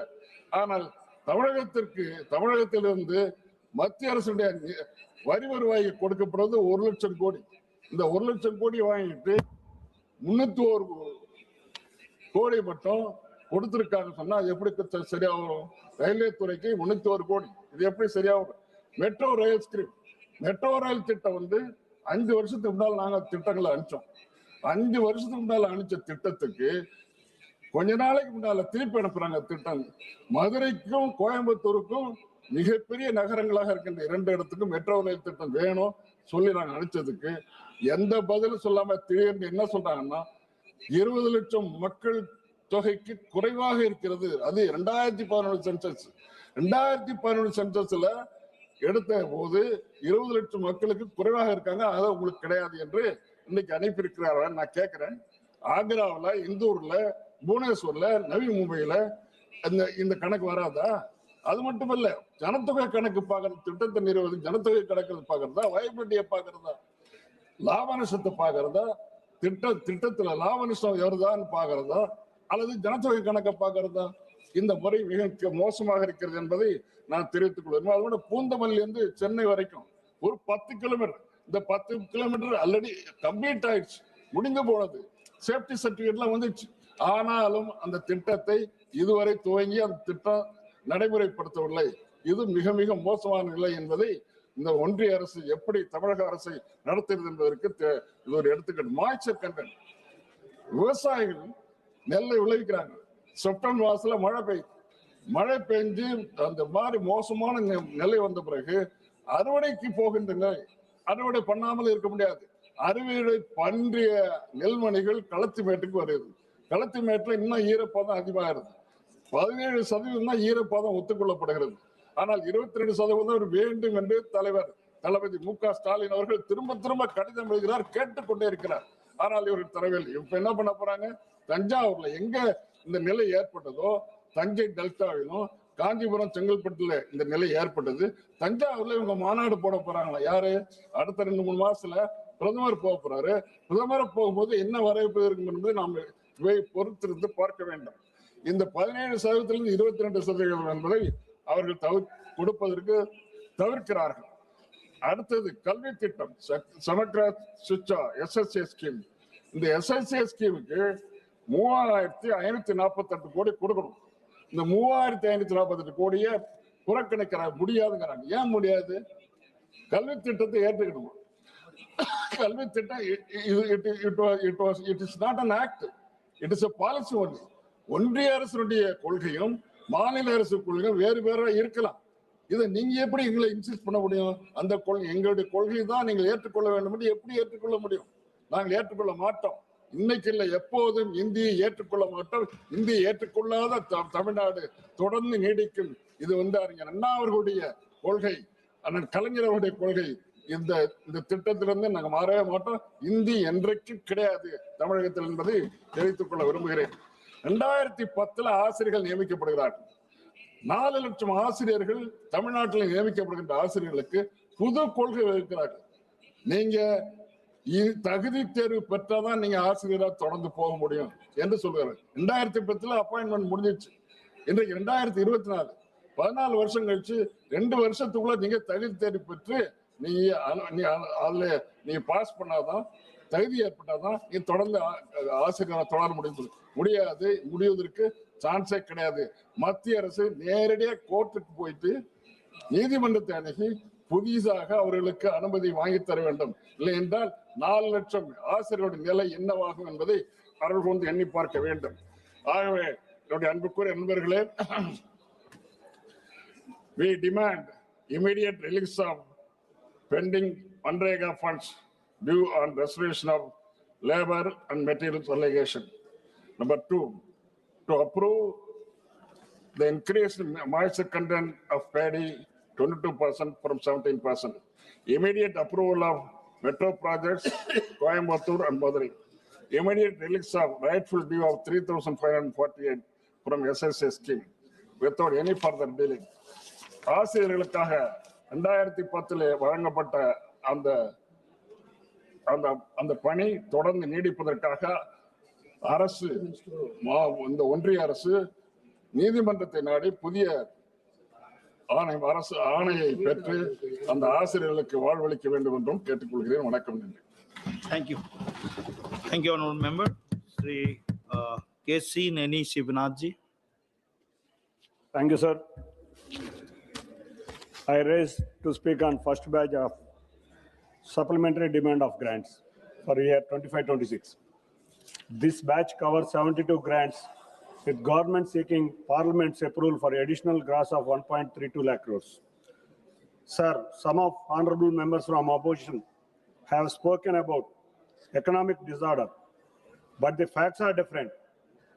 Under the leadership of our Honorable Prime Minister Narendra Modi ji, FDI has crossed 81 billion USD.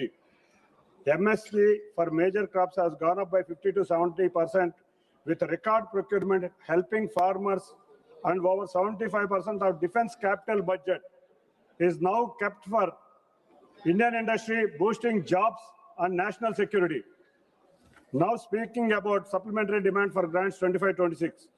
Under these supplementary grants, Minister of Chemical and Fertilizers has been reappropriated 31,000 crores, a significant portion of which will strengthen urea subsidy scheme, sir. Sir, urea is not only a fertilizer, it is the backbone for crop growth. Any delay in supply threatens entire agricultural cycle.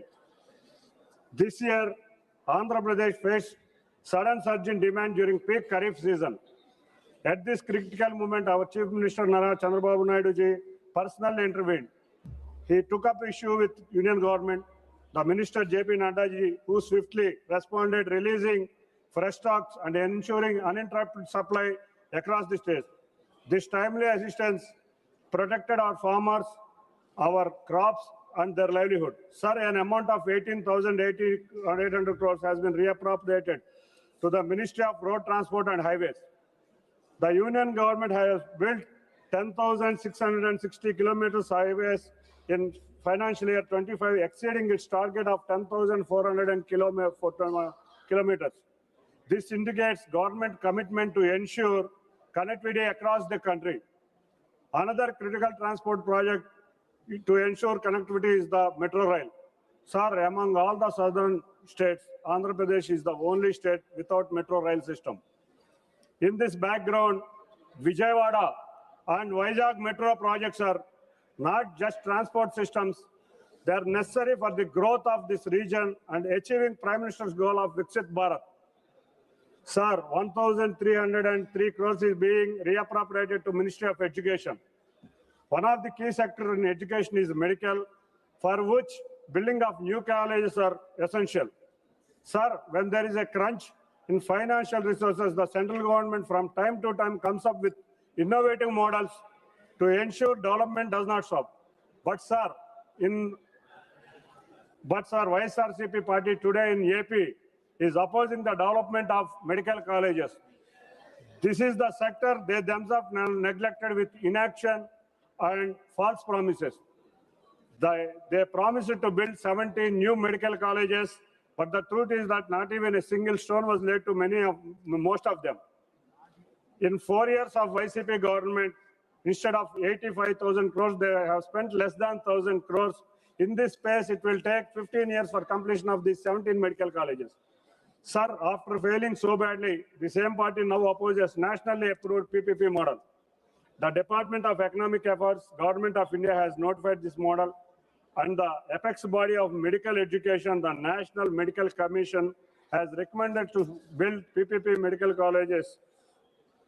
Sir, and also the House Standing Committee on Health also recommended this colleges of this model. Yet YSRCP is against this model because they don't understand the difference between PPP and privatization.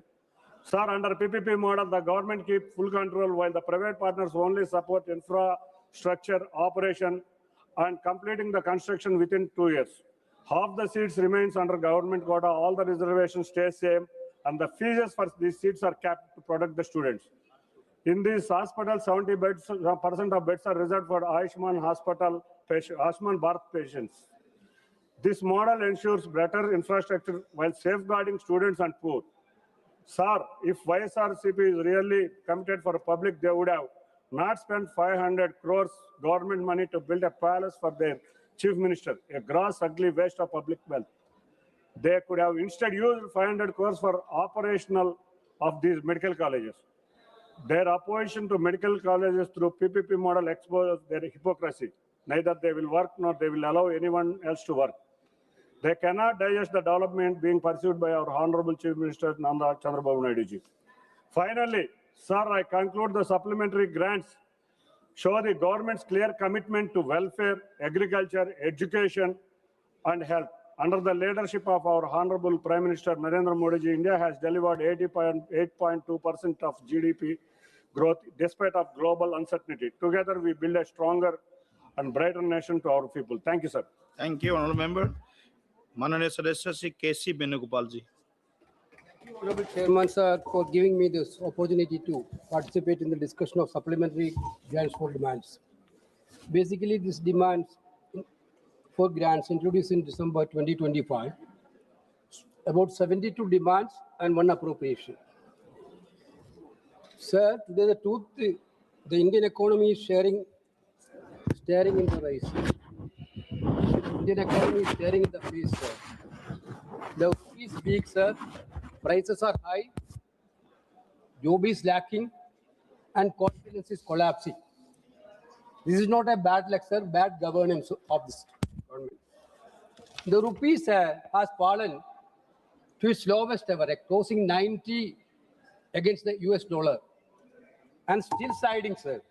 This is not a small technical issue. When Honorable Finance Minister is not there here, 1,32,000 rupees they are asking from the Parliament, but Honorable FM is not here. Supplementary demands, I think FM's presence is needed. When we are talking about the rupees lowest price, she used to reply to us that it is not going to affect the economy at all. But what is the real thing, sir? It means it will higher the fuel prices, it will costlier imports, sir, and rising pressure on the common man actually. And Honorable Prime Minister, when he was the Chief Minister of Gujarat, he has told the rupees reaching, that point of time, rupees reaching 58 against US dollar. Then what he told, sir, seems there is a competition going in between the rupee and the government in Delhi about whose dignity goes down faster. This was told by our Honorable Prime Minister, sir. Now, sir, now rupees now 90 against the US dollar, then whose dignity is now glowing, sir. That point of time, then Gujarat Chief Minister compared to the Delhi government. Now the rupees 90, then whose dignity is now lower. Certainly, union government dignity is lower comparing to the rupees. Very, very unfortunate, sir. Sir, even more worrying is that the GDP rates that are given by the government is totally questionable internationally. They are questioned internationally. The IMF has flagged serious weakness in India's GDP data. Still, the government is telling our GDP is better, but IMF still is already contesting it. So I would like to point out the concern with regard to the Ministry of Road Transport and Highway. We are passing their demands for supplementary demands for road transport and highway, sir.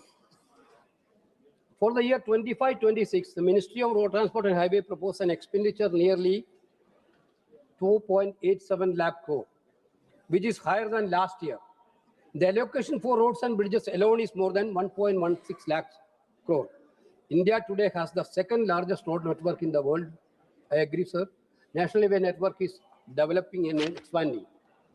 But Speaker, sir, the House must ask a fundamental question, sir. If the massive spending resulting in safe roads, sir, accountable governments is there, and value for public money is there in this. Or is it creating a system where public funds are converted into private few for a chosen few? The debate is not about the opposing highway development. We are all for development, sir. But debate is about the corruption happening in this area. Sir, the Bharatmala project we discussed so many times. It was intended to complete within 5 years. Now it is already 8 years already over. 50% of the work is not completed. Sir, now I am coming to my state, Kerala, sir. The consequences of reckless model are most visible in Kerala, sir, now. From Kasaragod in the north to Kollam in the south, national highway projects, two major stretches, NH66 and NH544, are collapsing before the eyes of the public. It's virtually collapsing, sir, roads. I think you are also aware of that. The roads are collapsing like anything in national highway. In Kerala stretch, sir.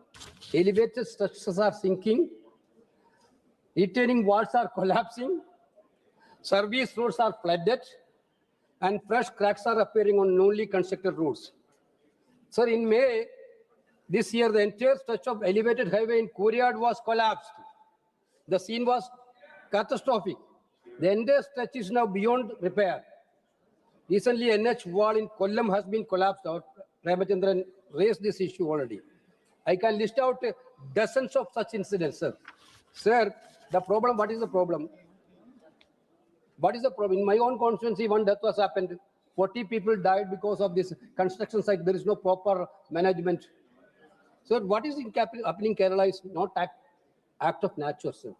It is the result of a system where speed and profit were prioritized over safety and scientific planning, sir. Sir, the House must understand that these failures are not accidental. They are the outcome of a development model designed to maximize corporate profit, not public safety. And this brings me to the core issue behind the supplementary demand, basically the highway scam, sir. Let us look at one project, Adyur Vengalam stretch of NH66 in the North Kerala. A road of just 40 kilometers. This project was awarded to Adani Enterprises for 1,832 crore. Adani did not build, sir. What they have done? Adani did not build. He subcontracted the entire work to Wagad Infra Projects and Ahmedabad-based firm for just 971 crore. You see, sir, the total contract was 1,838. He has given the subcontract to 971 crores, almost half the amount. The actual construction cost is therefore 23.7 crore per. Basically, the actual construction cost is 23.7 crore per kilometer. But Adani is being paid 45 crore per kilometer, sir. Sir, Adani will earn 2,043 crore from this one project alone, an excess profit of 1,310 crore funded entirely by public money, sir. This route is legal, sir. I'm not telling it is illegal. This route is legal because the system was designed for it, sir. Kerala NH 66 six-lane highway project has been divided into more than 90 phases. Some of these phases are being executed under the EPC model and some are in the HAM model. Project executed under EPC model in Kerala have cost between 26 crore and 32 crores per kilometer, even with higher complexity. The bridges are there. Actually, the area is designed. Area is also very much complicated, but their money is lesser. The scam is not accidental, sir. It was designed and facilitated through the hybrid annuity model HAM introduced in 2016 under the Modi government. Here is how HAM works. 40% of the project cost is paid during the construction itself. 60% is paid over 15 years annuity with interest of the bank rate plus 3%. A separate contract covers 50 years of maintenance on top of the 1,838 crores. Sir, you can see that in this case, the contractor got 735 crore during the construction itself. He will get 1,102 crores over 15 years as annuity. He will also get 940 crore as interest. He spent only 97 crores and earns over 2,043 crores. This is a profit margin more than 1,000 crore without laying a single brick himself. Just a minute. Rule. Mister, what's the rule? What's the rule? Rule 216 Please. 216 ये कहता है, वेणुगोपाल जी हमारे senior सांसद हैं, PSC के chairman हैं। Rule ये कहता है कि सप्लीमेंट्री डिमांड्स ऑफ ग्रांट्स में जिन चीजों के लिए सप्लीमेंट्री डिमांड्स आया है, केवल और केवल उसी के लिए चर्चा हो सकती है। किसी स्पेसिफिक प्रोजेक्ट की चर्चा नहीं हो सकती, न किसी पॉलिसी की चर्चा हो सकती है। इसीलिए ये स्पेसिफिक प्रोजेक्ट की बात कर रहे हैं और इसकी चर्चा कर रहे हैं। इसीलिए उनको केवल डिमांड पर कहिए सर। ये रूल हमने नहीं बनाया है, रूल आपने बनाया है, रूल मावलंकर साहब ने बनाया, हमने नहीं बनाया। यही 216 है सर, रूल यही है। इसीलिए उनको कन्फाइंड करिए सर कि केवल और केवल वो डिमांड्स ऑफ ग्रांट्स पर ही चर्चा करेंगे, सप्लीमेंट्री डिमांड्स ऑफ ग्रांट्स पर। माननीय My colleague in the honorable member Venugopal. My colleague in the treasury bench, Shrikanth ji, point out about a point of order. Sir, we are giving supplementary demands. They are asking for national highway also, sir. I quoted that. They are asking supplementary demand for national highway. It's okay. Then we cannot discuss about national highway project, sir. No. Then what else we have to discuss, sir? But What else has to discuss, sir? Sir, let me come. Only 3-4 minutes I will take, sir. 216. Sir, you have to follow the rule 216. Sir, Please, yes, sir, please. sir. Yes. Sir, asked him to follow the I am rule serious. 216. I am seriously taking it, sir. Sir, this is a concern of our state, sir. Sir, this is a concern of our state. Every day, road is collapsing, sir. Every day, road is collapsing. Please. People are in a very much fear complex. Please. Just 216, the rule. The debate on the supplementary grants shall be confined to the items constituting the same, and no discussion may be raised on the original grants nor policy underlying them, save in so far as it may be necessary to explain or illustrate the particular items under discussion. You are a senior member of the house. You should follow the rules. You should follow. No. Please be seated. You are not allowed. Please be seated. He knows. He is capable. He is capable. He is senior member. And Nishikant ji raised this concern under Rule 216. So you should go with the Rule 216. Please be seated. Let you go. Let me complete, sir. Yeah. Sir, I am very much speaking on the issue of national highway, where the finance is demanding amount from Parliament.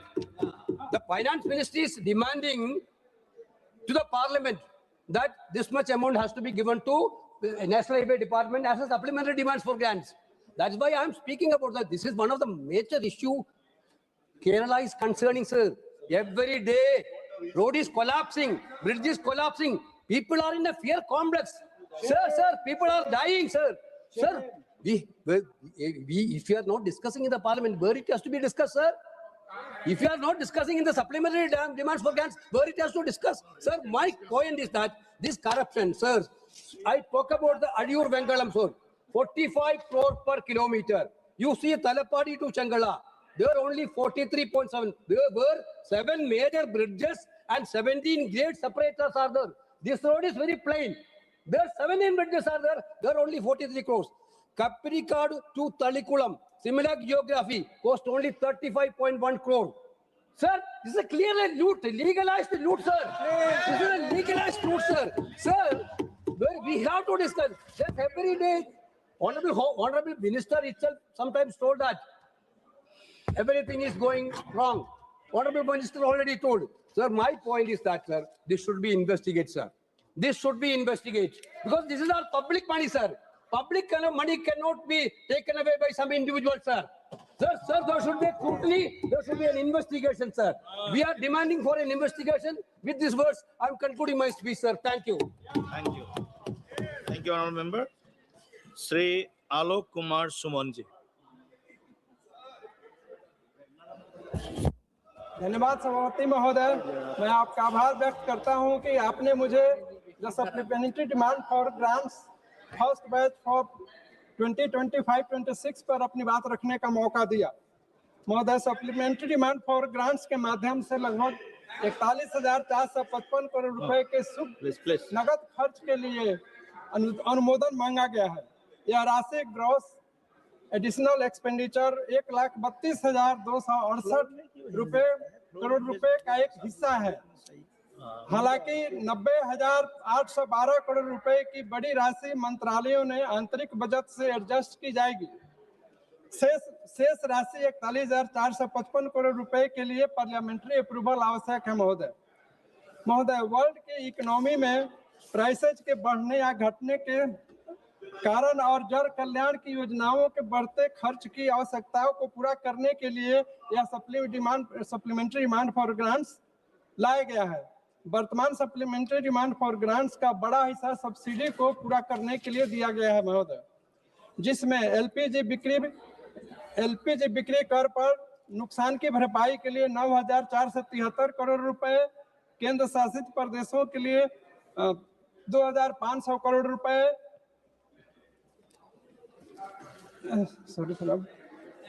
Home ministry के लिए 2,298 करोड़ एवं higher education के लिए 1,303 करोड़ रुपए दिए गए हैं महोदय।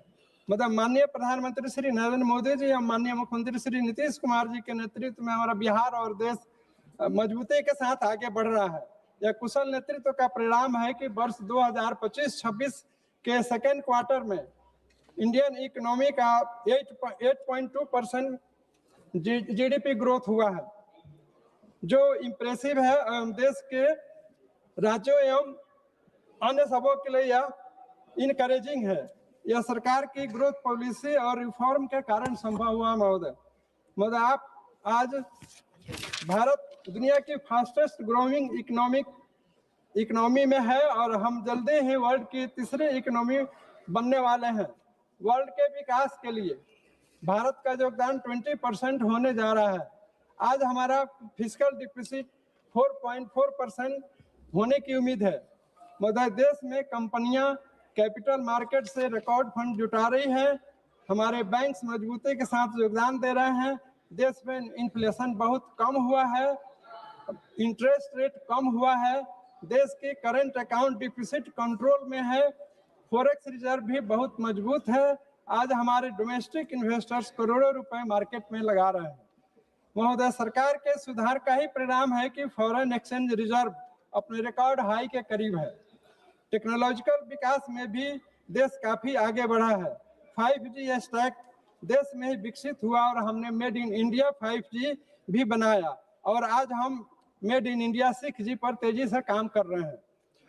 आज देश में पारदर्शी नीति के कारण सेमीकंडक्टर से जुड़ी फैक्ट्री भी लगनी शुरू हो चुकी है महोदय।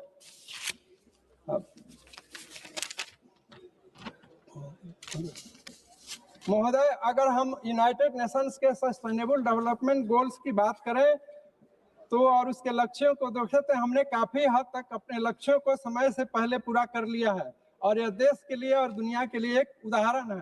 महोदय, हमारे संसदीय क्षेत्र में हथुआ में सब्या एयरफील्ड है जो 471 एकड़ में फैला हुआ है। उसकी उड़ान योजना में 2020 में शामिल हो चुकी है और उसकी पिलरिंग एंड बाउंड्री हो चुकी है।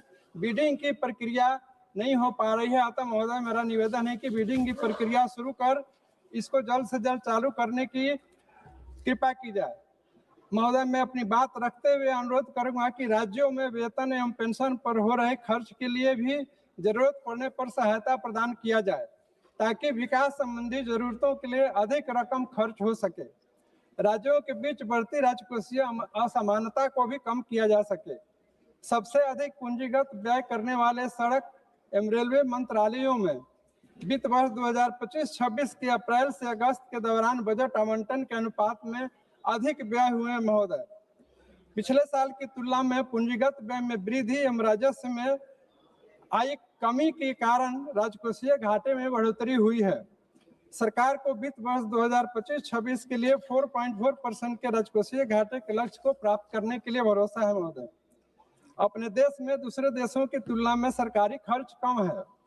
2022-23 के आंकड़े के अनुसार भारत में सरकारी खर्च का आंकड़ा देखें तो जीडीपी का 28.62% है, चीन का 33.4%, ब्राजील का 46.38%, अमेरिका का 36.2% और फ्रांस का 58.32% है। मेरा इसमें सुझाव है महोदय कि आवश्यकता सरकारी खर्च को घटाने की नहीं बल्कि उसे प्रभावी रूप से खर्च करने की है। हमें यह सुनिश्चित करने की आवश्यकता है कि केंद्रीय और राज्य स्तर पर लोक निर्माण के सभी कार्य गुणवत्ता से परिपूर्ण हो। महोदय, सरकार ने विकास विरोधी बाधाओं को दूर करने के लिए और उसे सुसंगत बनाने के लिए हर संभव प्रयास किए हैं, जिससे कारोबारी लोगों की सुगमता बढ़ी है। बिजनेस रैंकिंग में भारत की ऊंची छलांग दिखती है। वैश्विक जटिलताओं के बावजूद सर्विस निर्यात बढ़ने से व्यापार में संतुलन बना हुआ है।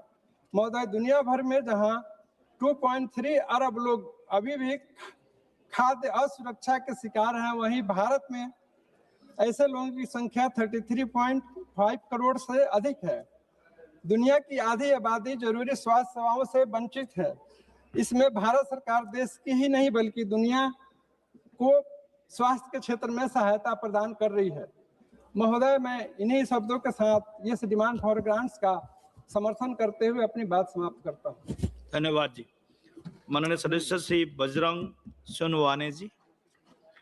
धन्यवाद स्पीकर सर, आपने मुझे सप्लीमेंट्री डिमांड्स फॉर ग्रांट्स पे बोलने के लिए मौका दिया। आज मी या सभागृहात जे बिल आलं त्या बिलावर बोलताना भारत देश हा कृषी प्रधान देश म्हणून ज्याची गणना केली जाते, या कृषी प्रधान देशामध्ये शेतकऱ्यांसाठी ज्या काही मागण्या आहेत त्या शेतकऱ्यांच्या मागण्यासाठी भारत सरकारने नवीन काहीतरी वाढ केली पाहिजे अशी माझी अपेक्षा होती। पण आता माग करताना भारत सरकारने त्याच्या बाबतीत काही मागणी केलेली नाही। शेतकऱ्यांसाठी जास्तीत जास्त ग्रँट या नवीन ग्रँट मध्ये द्यावेत ही एक माझी मागणी आहे। एवढंच नाही तर साहेब, माझ्या महाराष्ट्रामध्ये बीड जिल्ह्यामध्ये धाराशिव बीड संभाजीनगर या रेल्वे मार्गासाठी अतिरिक्त निधी दिला पाहिजे। बऱ्याच दिवसापासून मागच्या 2014 ला मोदी सरकार आलं तेव्हापासून जुन्नर चोंडी आष्टी असा एक रेल्वे मार्ग आहे, त्याच्यासाठी सुद्धा नवीन पैसे दिले पाहिजेत, बजेटमध्ये तरतूद केली पाहिजे। बऱ्याच दिवसापासून मागील 14-15 वर्षापासून अहिल्यानगर बीड परळी रेल्वे हा पण एक मार्ग आहे। या मार्गासाठी बजेट देऊन सुद्धा काम वेळेत पूर्ण होत नाही। त्याला जर बजेट कमी पडत असेल तर ते जास्तीत जास्त दिलं पाहिजे। आणि अध्यक्ष महोदय, संबंध या सभागृहातील एमपी जे आहेत, मेंबर ऑफ पार्लमेंट, यांचा जो निधी आहे हा निधी अगदी कमी आहे साहेब। माझ्या महाराष्ट्रात जर बघितला तर एमएलए चा जो निधी आहे, जो फंड आहे, हा फंड 5 करोड रुपये, म्हणजे 6 माझ्या खाली म्हणजे कमीत कमी 30 करोड। माझी एवढीच मागणी आहे की येणाऱ्या काळामध्ये 30 ते 35 करोड निधी वर्षाला तुम्ही एमपी लँडचा दिला पाहिजे अशी माझी या सभागृहाच्या वतीने आपल्याला मागणी आहे। साहेब, अध्यक्ष महोदय, आपल्या भारत देशामध्ये पोस्ट ऑफिस एक दळणवळणाचं खूप मोठं साधन होतं, पण पोस्ट ऑफिसेस बरेच काही बंद आहेत. त्याला नवीन पोस्ट ऑफिसेस काही माझ्या बीड जिल्ह्यामधील माझ्या कार्यक्षेत्रामध्ये झाले पाहिजेत अशी माझी मागणी आहे. आपल्याकडे मोबाईलचं युग आलंय.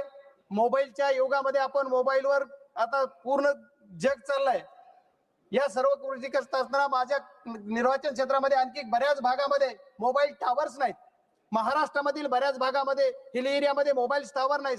त्याच्यामुळे मोबाईल टावर साठी सुद्धा अतिरिक्त ग्रँट देऊन मोबाईल टावर झाले पाहिजे, ही माझी मागणी आपल्याला आपल्या माध्यमातून सरकारकडे आहे. त्याचबरोबर राष्ट्रीय महामार्ग आमचे नितीनजी गडकरी साहेबांनी खूप मोठा देशामध्ये जाळं निर्माण केलं, पण साहेब काही माझ्या मतदारसंघामध्ये आणखी 4 लेन करण्याचे बाकी रस्ते आहेत. 548D 548C त्याच्यासाठी 4 लेनिंग आणि 6 लेनिंग साठीचे एक नदी द्यावा अशी सुद्धा माझी मागणी आहे. साहेब महाराष्ट्रामधील आरोग्य व्यवस्था पूर्ण ढासळलेली आहे. केंद्र सरकारनं आरोग्यासाठी सुद्धा इमारत असेल किंवा मेडिकल साठी असेल, सिटी स्कॅनच्या मशीन असतील, अशा काही विविध योजना महाराष्ट्रासाठी दिल्या पाहिजेत अशी माझी आपल्या माध्यमातून सरकारकडे मागणी आहे. एवढंच नाही तर मेडिकल कॉलेज माझ्या इथं प्रत्येक जिल्ह्याला एक नवीन मेडिकल कॉलेज द्यायचं हे केंद्र शासनाचं धोरण आहे, पण माझ्या जिल्ह्याला मेडिकल कॉलेज नाही. हे मेडिकल कॉलेज द्यावा ही एक आपल्या माध्यमातून सरकारकडे माझी विनंती आहे. साहेब शिक्षणाच्या बाबतीत जर बोलायचं झालं तर नवोदय विद्यालय, केंद्रीय स्कूल, आर्मी स्कूल याच्यासाठी निधी कमी पडतो, याच्यासाठी सुद्धा अतिरिक्त निधी दिला पाहिजे. माझ्या गोरगरीब जनतेच्या लोकांचे मुलं तिथं शिकले पाहिजेत. माझ्या जिल्ह्याच्या बाबतीत, माझ्या एका निर्वाचन क्षेत्राच्या बाबतीत जर बोलायचं झालं तर माझा जिल्हा महाराष्ट्र संबंध देशाला ऊसतोड मजूर पुरविणारा जिल्हा म्हणून ज्याची ओळख आहे. या जिल्ह्यातील माझ्या ऊसतोड मजुरांचे जे मुलं आहेत, या मुलांसाठी एक शाळा प्रत्येक कारखान्यावर किंवा फिरती शाळा तयार करण्यासाठी केंद्र शासनाने हस्तक्षेप करावा आणि शाळा द्याव्यात ही एक माझी कळकळीची विनंती आहे. साहेब एवढंच नाही तर आपला हा भारत देश हा ग्रामीण भारत देश म्हणून ओळखला जातो. ग्रामीण एरियासाठी, रुरल एरियासाठी ग्रामपंचायत ही सर्वात महत्वाचं केंद्रबिंदू आहे. या ग्रामपंचायतसाठी इमारत नाही. ज्या ग्रामपंचायत मधून आपण आपला जसा मुख्यमंत्री एका स्टेटचा असतो तसा त्या गावचा तो मुख्यमंत्री आहे, पण त्याला तिथं बसायसाठी जागा नाही, खुर्ची नाही, इमारत नाही. इमारतीसाठी सुद्धा केंद्र सरकारने अधिक निधी द्यावा असं माझं प्रांजळ मत आहे. साहेब पंतप्रधान घरकुल जी योजना आहे, पंतप्रधान आवास योजना, या योजनेसाठी आपल्याकडे तुटपुंजा निधी आहे. साहेब आपण त्याचा निधी वाढवला पाहिजे. एका गरीबाचं घर जर व्हायचं असेल त्याला 5 लाख रुपये निधी अध्यक्ष महोदय दिला पाहिजे, ही माझी अत्यंत कळकळीची विनंती आहे आणि आपण सरकारला सांगून ते द्याल अशी अपेक्षा व्यक्त करतो. एवढंच नाही साहेब, घर घर जल पहुंचाने की केंद्र शासन की या मोदी सरकार का एक जल जल कहाँ पहुंचा घर.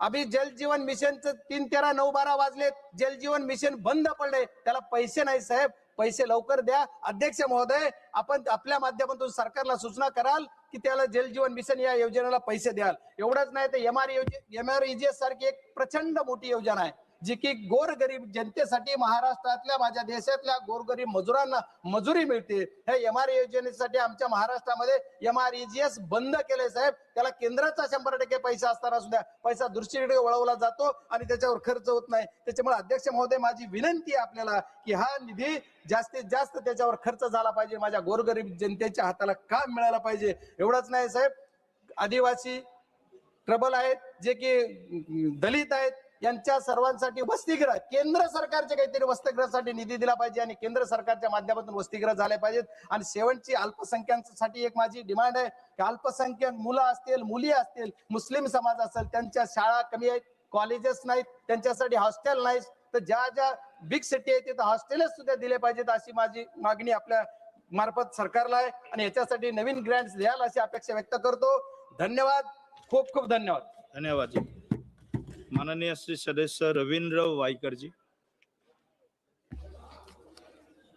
माननीय सभापति महोदय, आपने मुझे वित्तीय वर्ष 2025-26 की पूरक मांगदान सप्लीमेंट्री डिमांड फॉर बैंक के पहले बेंच पर अपने विचार रखने का अवसर दिया, इसके लिए मैं आपका सर्वहृदय से आभार व्यक्त करता हूं। मैं आदरणीय प्रधानमंत्री श्री नरेंद्र मोदी जी और माननीय वित्त मंत्री जी का अभिनंदन करता हूं, जिन्होंने भारतीय अर्थव्यवस्था की न केवल रक्षा की है बल्कि उसे नई ऊंचाई पर पहुंचा है। महोदय, अब मैं सदन के पटल के रखी हुई पूरक अनुदान मांगों पर आता हूं। महोदय, सरकार ने इस वित्तीय वर्ष में 41,455 करोड़ रुपए की अतिरिक्त यानी नेट एडिशनल स्पेंडिंग की मांग की है। मैं सदन का ध्यान 7 प्रमुख आवंटनों की ओर आकर्षित करना चाहता हूं। यानी उन्होंने पहला जो आवंटन किया है फर्टिलाइजर सब्सिडी, यानी 18,528 करोड़ का आवंटन वहां किया है। महोदय, कुल मांग का एक बहुत बड़ा हिस्सा यानी 18,528 करोड़ रुपए केवल उर्वरित विभाग के लिए आवंटित किया गया है। आज दुनिया में खाद की कीमतें आसमान छू रही है, युद्ध चल रहे हैं, सप्लाई चेन टूटी हुई है, लेकिन मोदी सरकार ने तय किया है कि अंतर्राष्ट्रीय कीमतों का बोझ हमारे किसानों के कंधों पर नहीं पड़ेगा, दिया जाएगा। ये राशि यूरिया पीएंड के उर्वरित सब्सिडी के लिए है, ताकि हमारे अन्नदाता को खाद सस्ती दरों में मिल जाए। दूसरा आवंटन जो किया है पेट्रोलियम एलपीजी के ऊपर, यानी करीबन 9,473 करोड़ का। पेट्रोलियम मंत्रालय के लगभग 9,500 करोड़ रुपए दिए जा रहे हैं। उसका उद्देश्य तेल कंपनियों को हुए नुकसान की भरपाई करना है, ताकि जनता को रसोई गैस और ईंधन उचित दामों पर मिलता रहे। साथ ही प्रधानमंत्री उज्ज्वल योजना के तहत गरीब परिवार को मुफ्त गैस कनेक्शन जारी करने के लिए यह आवंटन किया गया है। ये बजट का कुशल प्रबंधन है। तीसरी जो आवंटन किया है जम्मू कश्मीर और लद्दाख का विकास करने के लिए, यानी 3,028 करोड़ रुपए जम्मू कश्मीर के लिए, 340 रुपए का अतिरिक्त प्रावधान किया उसमें से। इसमें लद्दाख में बिजली खरीदना, आपदा प्रबंधन और बुनियादी ढांचे का विकास शामिल है। हम सीमावर्ती क्षेत्रों को देश की मुख्य धारा से जोड़ रहे हैं। सभापति महोदय, विदेश मंत्रालय के लिए 1,226 करोड़ का आवंटन किया है। भारत की ग्लोबल छवि और कूटनीति के पहुंच के मजबूत करने के लिए 1,226 करोड़ रुपए की मांगे है। इसमें हमारे पड़ोसी मित्र देशों में जैसे मॉरिशस हो, जैसे पैसिफिक आइलैंड देशों की सहायता और ईरान के चाबहार पोर्ट के लिए योगदान शामिल है, जो रणनीति का रूप है, हमारे लिए अत्यंत महत्वपूर्ण है। अध्यक्ष महोदय, शिक्षा के लिए 1,303 करोड़ का नींव रखी गई है। शिक्षा के लिए, उच्च शिक्षा विभाग के लिए 1,303 करोड़ रुपए का प्रावधान किया गया है। ये राशि हमारे डिम्ड विश्वविद्यालय के, जो अभी कई सदस्यों ने कहा कि कॉलेज और ये स्टडी ये होना चाहिए, इसके लिए विश्वविद्यालय और प्रधानमंत्री वन नेशन वन सब्सक्रिप्शन जैसे क्रांतिकारी योजना के लिए, जिसमें हमारे छात्रों और शोधकर्ता को दुनिया के बेहतरीन रिसर्च पेपर्स मुफ्त उपलब्ध हो जाए। अध्यक्ष महोदय, सभापति महोदय, आयकर और बुनियादी ढांचे के लिए देखिए, यानी फाइनेंस एंड आईटी इंफ्रास्ट्रक्चर के लिए 1,831 रुपए का आवंटित किया गया है। उसका उद्देश्य कर व्यवस्था को सरल बनाना, आईटी विभाग के लिए आधुनिक कार्यालयों का निर्माण और डिजिटल इंफ्रास्ट्रक्चर को मजबूत करना, ताकि करदाताओं को बेहतर सुविधा मिले। महोदय, मैं जिस क्षेत्र से आता हूं और राज्य देश की अर्थव्यवस्था का ग्रोथ इंजन है, वो महाराष्ट्र है, वो मेरी मुंबई है। उसके कुछ ज्वलंत समस्या और मांगों को आज मैं सदन में आपके माध्यम से सरकार के समक्ष रखना चाहता हूँ। मुंबई देश को सबसे ज्यादा टैक्स देता है, लेकिन मुंबई की बुनियादी जरूरतों को पूरा करने के लिए और अधिक केंद्रीय सहयोग की आवश्यकता है। जो हमारे फाइनेंस मिनिस्टर ने लास्ट टाइम बजट में कहा था कि हम लोग घरकुल के लिए, देश के घरकुल के लिए, पीएमवाई के लिए 10,000 करोड़ रुपए की लागत रख देंगे, 10 लाख करोड़ की लागत रख देंगे। इंफ्रास्ट्रक्चर के लिए 11,11,111 की लागत देंगे। तो उसी में का, जैसे मुंबई केवल एक शहर नहीं बल्कि एक मेगा रीजन यानी एमएमआर बन गया है। महोदय, लोकल ट्रेन मुंबई की लाइफ लाइन है, लेकिन अब हमें मल्टी मॉडल काम चल रहा है, लेकिन लास्ट माइलेज कनेक्टिविटी अभी तक एक मेरी मांग है कि मुंबई अर्बन ट्रांसपोर्ट एमयूटीपी के अगले चरणों के लिए बजट किया जाए। हमें कनेक्टिविटी को बेहतर करने के लिए और अधिक फ्लाईओवर और अंडरपास की आवश्यकता है, ताकि आम आदमी का ट्रैफिक में बर्बाद होने वाला समय बचे। मुंबई हमारी नॉर्थ वेस्ट बड़ी हुई है, तीनों तरफ समुद्र है, एक बाजू हिमालय की पर्वतरांगा है। जो हमारा एरिया है 493 चौरस किलोमीटर, और मुंबई के जो रोड है वो 2005 किलोमीटर के, मगर वो अभी पूरे नहीं गिरे।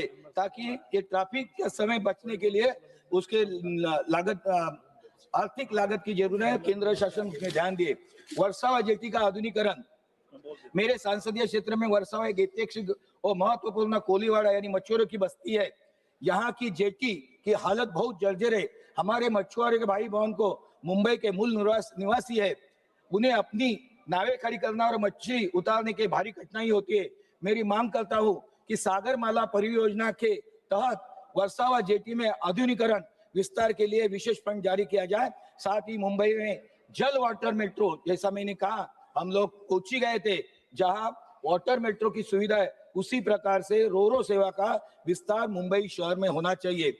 सॉलिड एंड वेस्ट मैनेजमेंट महोदय, मुंबई रोज करीबन 6,500 मैट्रिक टन कचरा पैदा करती है। देवना रोड डंपिंग ग्राउंड अब कचरे से पहाड़ बन चुके हैं, जो न केवल पर्यावरण के लिए खतरा है बल्कि आसपास रहने वाले लोगों के लिए स्वास्थ्य साथ खिलवाड़ है। बार बार यहाँ आग लगती है और जहरीली धुआं फैलती है।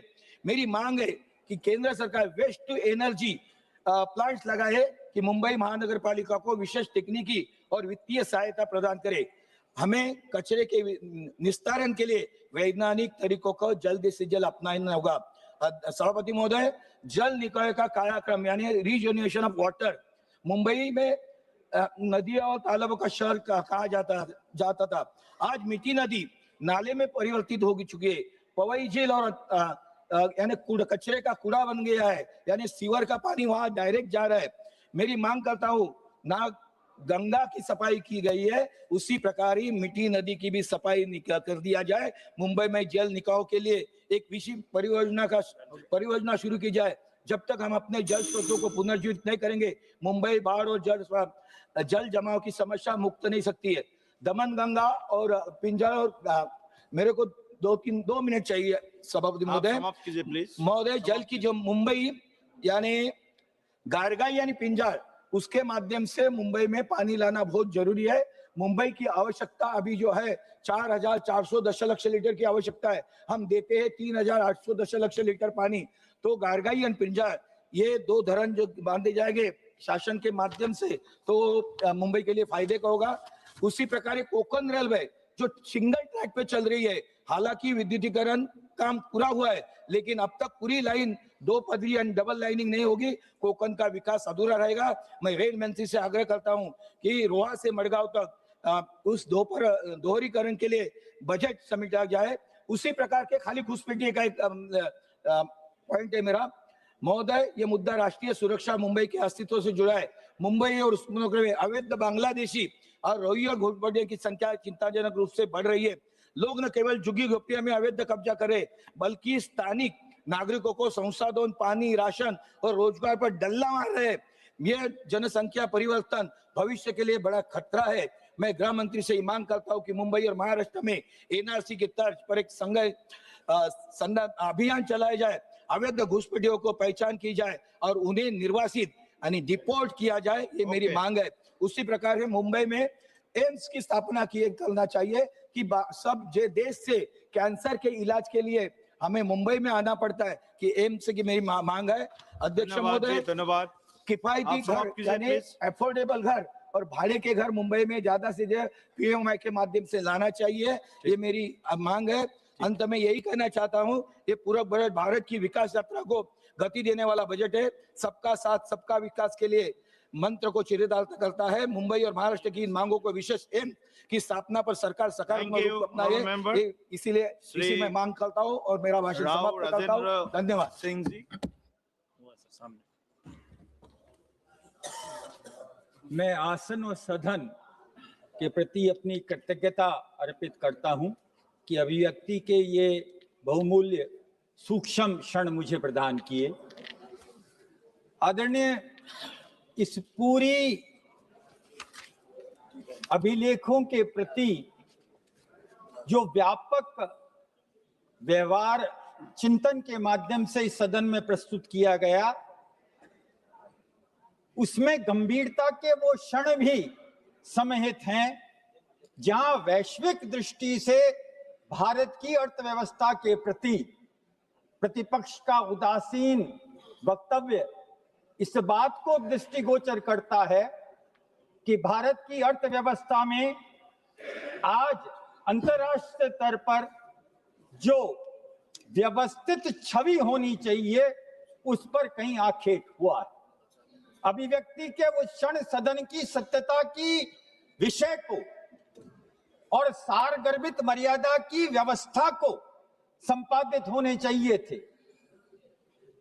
लेकिन इस बात का अचरज होता है कि कैसे शब्द के व्याकरण की वर्णमाला को प्रस्तुत करने में सच को व्यवस्थित तौर पर न प्रस्तुत कर एक ऐसा अंश प्रस्तुत किया जाए जो सच का आधा हो और सत्य के संपूर्णता को परिभाषित करने में कहीं न कहीं कसौटी पर खरा नहीं उतरता। मैं इस बात के लिए बड़े आदर से सभापति महोदय आपसे विवेचन करता हूं। सम्मान्य निशिकांत जी दुबे ने ये बात बिल्कुल सही कही कि 216 के माध्यम से जब आप अनुपूरक मांगों पर चर्चा कर रहे हो तो आपकी सीमा अनुपूरक मांगों तक होनी चाहिए। लेकिन क्योंकि व्यापक चर्चा भारत की संपूर्ण अर्थव्यवस्था को परिदर्श करते हुए विवेचन के रूप में प्रतिपक्ष ने प्रस्तुत कर दी, तो यहां मैं एक बात आपके बीच में आपके समक्ष रखना चाहूंगा। भारत की स्थिति आज की तारीख में अंतर्राष्ट्रीय स्तर पर क्या है? पूरे संसार की सबसे बड़ी प्रजातांत्रिक व्यवस्था, और इस प्रजातांत्रिक व्यवस्था के सामने भारत की वर्तमान सरकार और भारत के प्रधानमंत्री नरेंद्र मोदी जी द्वारा दिया हुआ आज आर्थिक विवेचन, सामाजिक, राजनीतिक और राष्ट्र की व्यवस्था को विमोचित करने का पारदर्शिक मार्ग प्रस्तुत करता है। उसके उपरांत भी प्रतिपक्ष इस बात के लिए बार बार अपनी प्रतिक्रिया प्रस्तुत करता है कि कहीं भी इसमें सफलता की चिंगारी हमें देखने को नहीं मिलती है। तो आदरणीय उसी अमेरिका जिसके डॉलर के संबंध में इतनी चिंता व्यक्त की गई है, मैं वहीं के एक प्रसिद्ध व्यक्ति के द्वारा वो विवेचन प्रस्तुत करने की आज्ञा चाहता हूं। उन्होंने कहा है कि भारत जैसा एक डेमोक्रेटिक, सबसे बड़ा डेमोक्रेटिक देश, what do you do when the world's largest democracy decide it no longer needs your permission? उन्होंने अमेरिका के लिए कहा है कि how does America have to behave? India, the world's largest democracy, feels it doesn't require anyone's permission. You push back.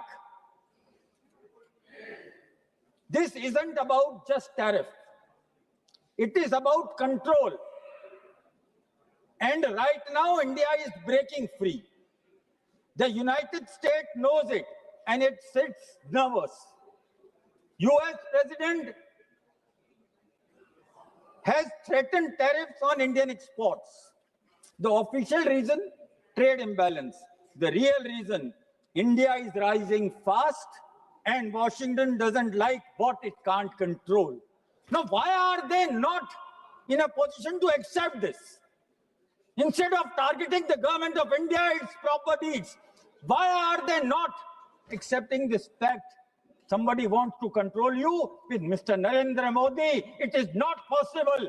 जहां इस बात की व्यवस्था को हमें अंजाम देना पड़ेगा। मैं I'll just please let me know when my time runs out. Bharat की स्थिति क्या है? हम अपने ही शास्त्र उचित चरित्र की मर्यादा में जब वैश्विक व्यवस्था का परिलेख देखने की कोशिश करते हैं तो भारत की स्थिति आपको ठीक वैसी नजर आती है जो महाभारत के समय श्री कृष्ण ने अपनी मैत्रिक संधि के माध्यम से कुरु के राष्ट्र को एक मैत्रिक रूप में एक विवेचना प्रस्तुत करी थी। अगर जब अहंकार परिस्थिति के परिदृश्य में सर्वोपरि हो जाता है तो विनाश की शुरुआत होती है। इस महाबली राष्ट्र जिसको आप अमेरिका के नाम पर उसकी डॉलर की इतनी ज्यादा चिंता कर रहे हैं, जब अहंकार के अंगारे से वो अपने बात को राष्ट्र में और संसार में प्रस्तुत करना चाहता है तो भारत के शास्त्रीय उचित मर्यादा और चरित्र इस बात का आगाज करता है कि प्रतिरोध होना चाहिए, सदन में भी होना चाहिए और संसार के पटल पे भी होना चाहिए। मैं अभी आ जाऊंगा सर, मैं आपके बजट की अभिलेखा तक, सूक्ष्म बिंदु तक आ जाऊंगा।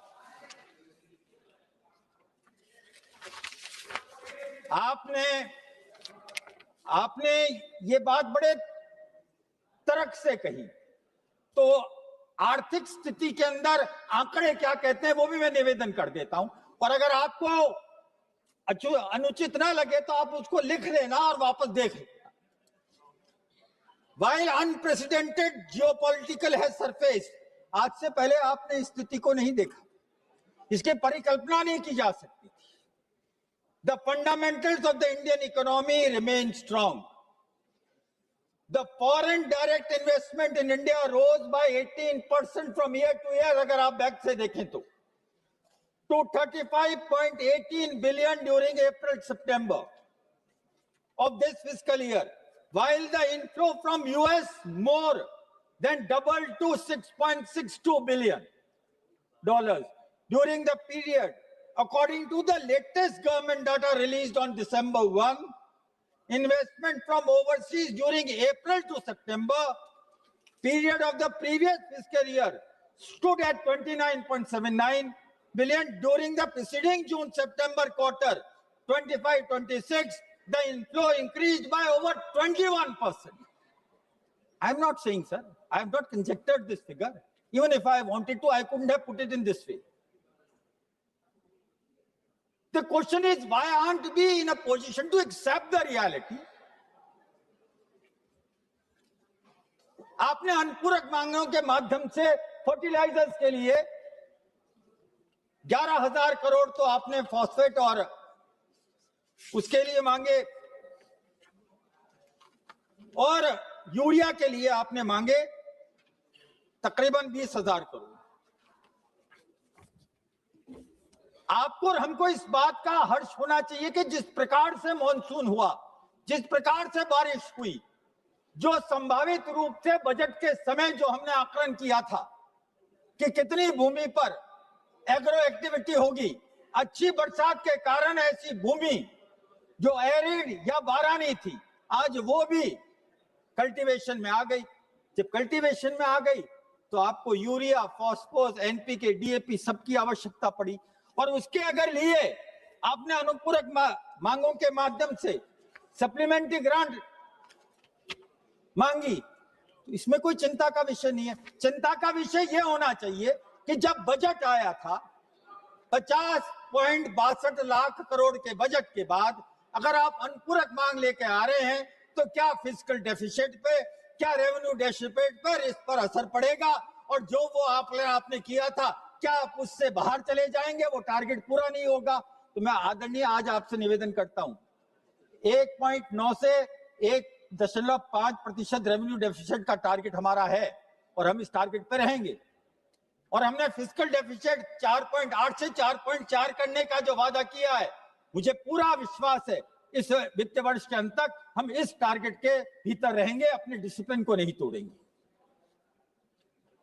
मैं आज वित्त मंत्री जी आपसे इतना सा निवेदन करना चाहता हूं, आपका तकरीबन 2 लाख करोड़ के ऊपर का जो व्यय है वो फर्टिलाइजर्स पे। प्रधानमंत्री जी भी इस बात को कह चुके हैं, कृषि मंत्री जी भी इस बात को स्वीकार, हमें अपने एग्रीकल्चरल पैटर्न को डाइवर्ट करना पड़ेगा। अगर आप नेचुरल खेती की तरफ जाते हैं, अगर आप ऑर्गेनिक खेती की तरफ जाते हैं, तो एक सबसे चीज जो अभी कहीं ना कहीं इस परिदृश्य में नहीं आ रही कि जिस काश्तकार को या जिस कृषक को या जिस अन्नदाता को अपने प्रोडक्शन में जो कमी आएगी उसकी पूर्ति आप कैसे करेंगे। साइंटिफिक तरीके से ये बात Indian council of agriculture research ने ये बात कही है कि अगर आप ऑर्गेनिक खेती के प्रति तरफ जाते हैं या परंपरागत खेती की तरफ जाते हैं या नेचुरल, तो आपका जो प्रोड्यूस आता है उसको सामान्य बाजार भाव से कुछ ज्यादा पैसे मिलते हैं। लेकिन यहाँ एक बात को और देखना है सर, हमारे भारत मूल की ऐसी कंपनियां हैं जो एग्रीकल्चरल एक्टिविटी को, कार्बन फुटप्रिंट को कम करने के लिए प्रोत्साहित कर रही है।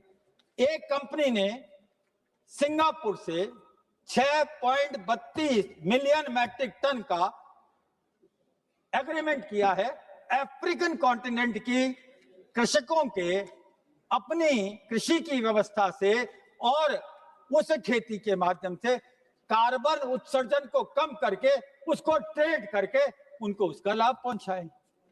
इस प्रकार की अगर व्यवस्था NITI Aayog, agricultural department, finance department और इसके साथ एनवायरनमेंट डिपार्टमेंट है, आप अगर भारत के अन्नदाता को ये बात सुनिश्चित कर दें कि उसके पैदा के अलावा जो कुछ भी वो इस प्रकार की गतिविधियों में जहां प्रदूषण की कमी हो सकती हो, आपको वित्तीय व्यवस्था मिलेगी। मुझे 5 मिनट का आप समय दीजिएगा, मैं इसको कंक्लूड कर दूंगा। तो कम से कम ये बात होगी। और मैं राजस्थान के संबंध में एक निवेदन करने जाता हूं। हमारे पास में भूमिगत पानी नहीं है, हमारे पास में नदी से पानी आता है, जहां कैनाल है वहां कैनाल से आता है, कैनाल का पानी प्रदूषित हो रहा है। हम ये मानते हैं कि राजस्थान में जिस प्रकार से राम सेतु के माध्यम से आप नेशनल प्रोजेक्ट ला रहे हैं या आप यमुना वाला ला रहे हैं, ये अगर सारे आएंगे तो हमारी अर्थव्यवस्था को इसमें लाभ मिलेगा। मैं एक निवेदन और करना चाहता हूं आदरणीय, आपने पेट्रोलियम के लिए यहां पैसे मांगे, मैं अगर स्टैटिस्टिक्स में जाऊं तो बात दोहराऊंगा, लेकिन मैं एक निवेदन वित्त मंत्री जी आपसे करना चाहता हूं। Rajasthan, give me 2 minutes sir, I mean I am just running out of time, I know I haven't been able to cover everything।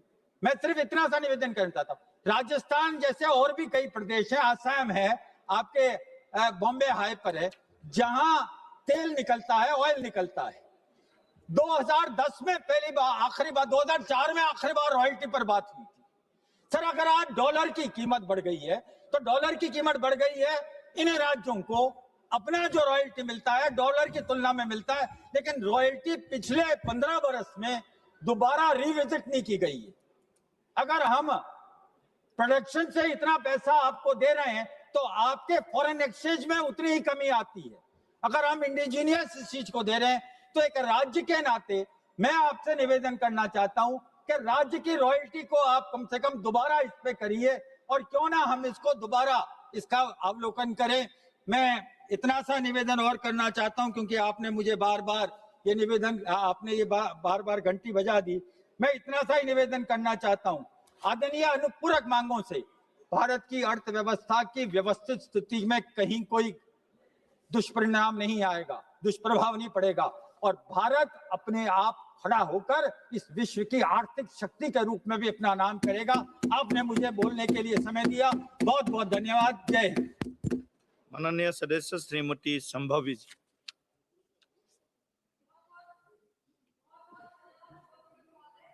इतने महत्वपूर्ण चर्चे आपने मुझे मेरी पार्टी का पक्ष रखने की अनुमति दी।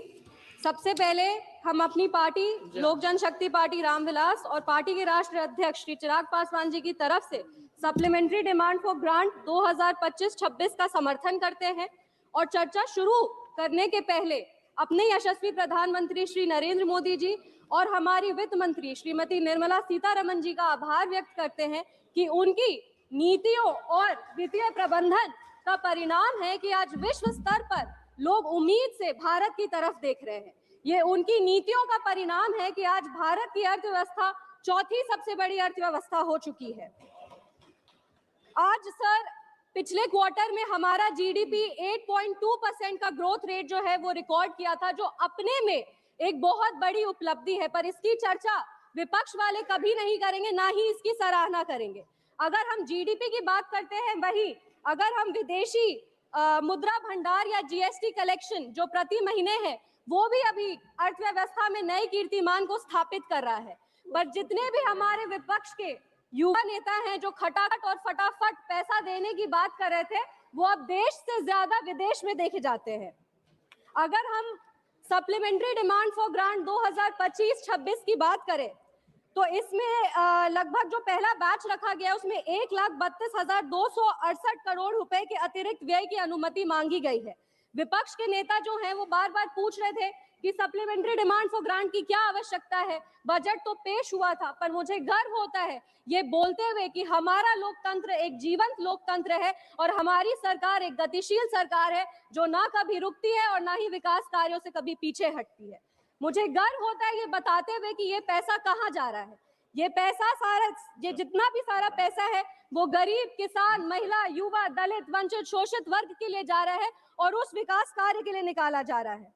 ये जो आवंटित राशि है वो पेट्रोलियम और प्राकृतिक गैस मंत्रालय के तहत एलपीजी सब्सिडी की भरपाई के लिए जा रहा है, जिसके लिए लगभग 12,500 करोड़ की भारी राशि दी गई है। गरीबों के गैस कनेक्शन, एलपीजी कनेक्शन के लिए प्रोग्राम कंपोनेंट के तहत 3,178 करोड़ की राशि आवंटित की गई है। अनुसूचित जाति के लिए 302 करोड़ और जनजाति के लिए लगभग 156 करोड़ अलग से रखे गए हैं। अगर हम बात करें एलपीजी सब्सिडी के लिए तो एससी और एसटी वर्ग हेतु क्रमशः 83 करोड़ और 43 करोड़ रुपए का प्रावधान किया गया है। शिक्षा मंत्रालय में प्रधानमंत्री वन नेशन वन सब्सक्रिप्शन के तहत लगभग 2023 करोड़ का बड़ा राशि आवंटित किया गया है। इससे छात्र, जितने भी हमारे देश के छात्र हैं जो वंचित वर्ग से आते हैं, जो गरीब वर्ग से आते हैं, उनको विश्व स्तर पर जो आप कह सकते हैं कि जनरल रिसर्च का जो मटेरियल्स है वो उपलब्ध कराया जाएगा। ये उन छात्र छात्राओं के लिए बहुत काम आएगा। अगर हम वर्ल्ड क्लास इंस्टीट्यूशंस की बात करें तो उसके लिए कुल मिलाकर लगभग 235 करोड़ की राशि आवंटित की गई है। केंद्र सरकार द्वारा डीम्ड यूनिवर्सिटी के लिए लगभग 45 करोड़ की राशि आवंटित की गई है। ये राशि आवंटित जितने भी पॉलिसी और स्कीम के लिए आवंटित की गई है, ये हमारी जो बेस आधारशिला है, जो विचारधारा है, उसको और मजबूत करता है, जो है अंत्योदय, कि जो विकास का कार्य है वो पंक्ति पर खड़े अंतिम व्यक्ति तक पहुंचे। इसी सदन में एक सांसद महोदया ने पिछले चर्चे में एक बात उठाई थी। उन्होंने कहा था कि अगर कांग्रेस के राज में सेल नहीं होता, इसरो नहीं होता, एम्स नहीं होता, डीआरडीओ नहीं होता, तो विकसित भारत का निर्माण कैसे होता। उनको हम ये कहना चाहते हैं कि विकसित भारत के निर्माण के लिए एनडीए की सरकार प्रतिबद्ध है। किसी भी तरीके से शिलान्यास करने को और काम पूरा करने को, वो दोनों में बहुत ही अंतर होता है। इमारत की नींव को रख देने से मकान नहीं बन जाता है। आप सब ने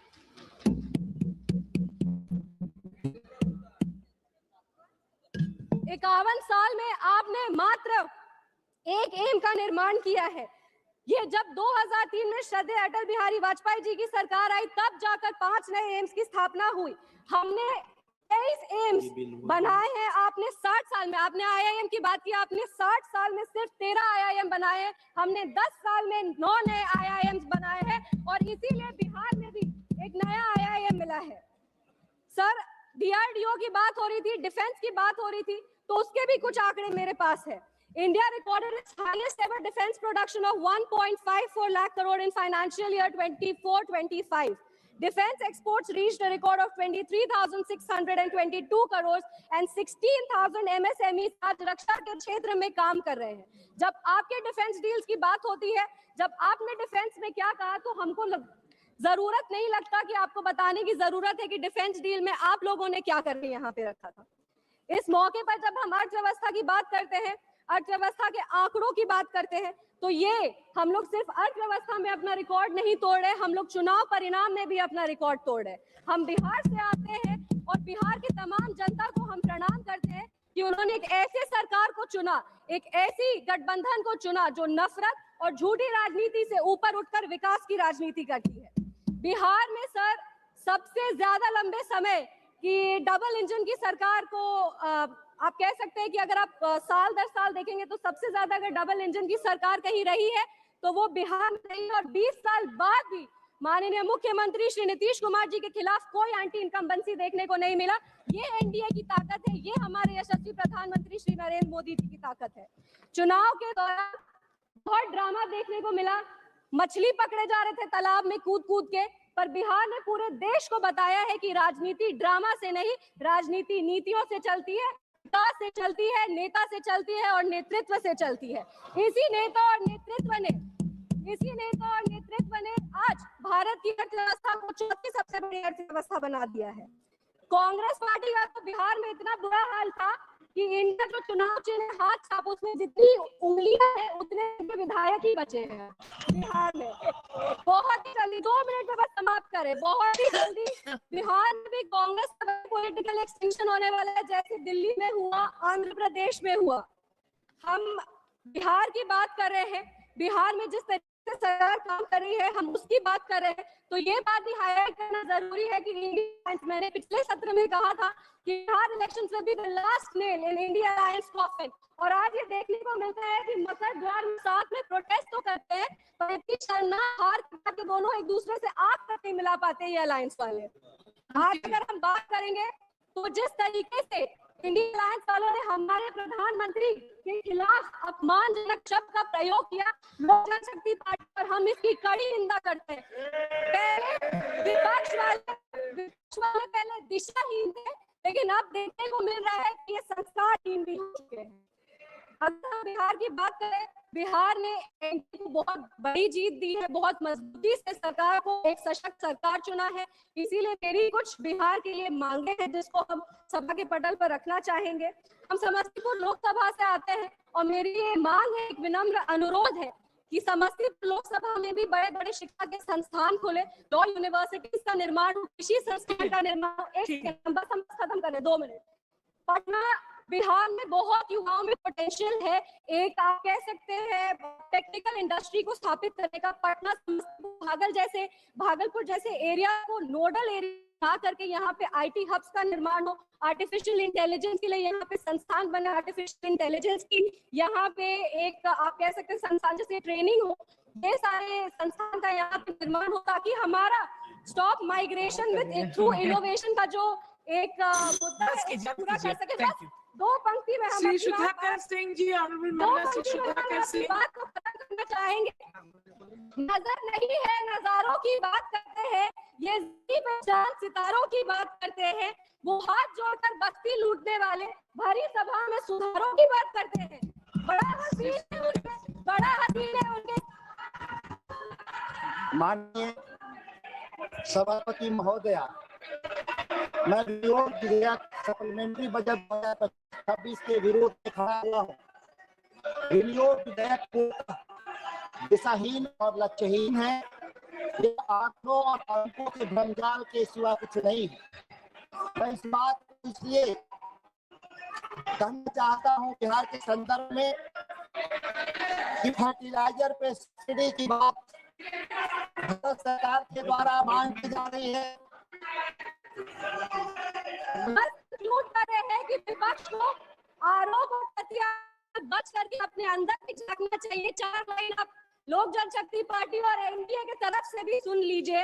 नजर नहीं नजारों की बात करते हैं, जमीन पर चांद सितारों की बात करते हैं, हाथ जोड़कर बस्ती लूटने वाले बड़ी सभा में सुधारों की बात करते हैं।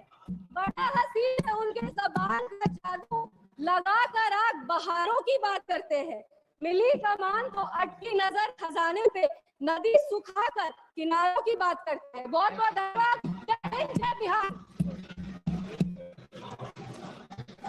माननीय सभापति महोदया, विनियोग विधेयक 2025-26 के विरोध में खड़ा हुआ हूँ। विनियोग विधेयक पूर्णतः दिशाहीन और लक्ष्यविहीन है। यह आंकड़ों अंकों के भ्रमजाल के सिवा कुछ भी नहीं। फर्टिलाइजर पे सब्सिडी की भरपाई के सरकार मांग कर रही है। बिहार जैसे राज्य में गेहूं की बुआई अपने चरम पर है। पूरे बाजार से यूरिया, डीएपी, फास्फेट, पोटास जैसे प्रोडक्ट बाजार से गायब हैं। महंगे और काला बाजारी के जरिए वहां पे बिहार में फर्टिलाइजर बेचा जा रहा है। सभापति महोदया, फर्टिलाइजर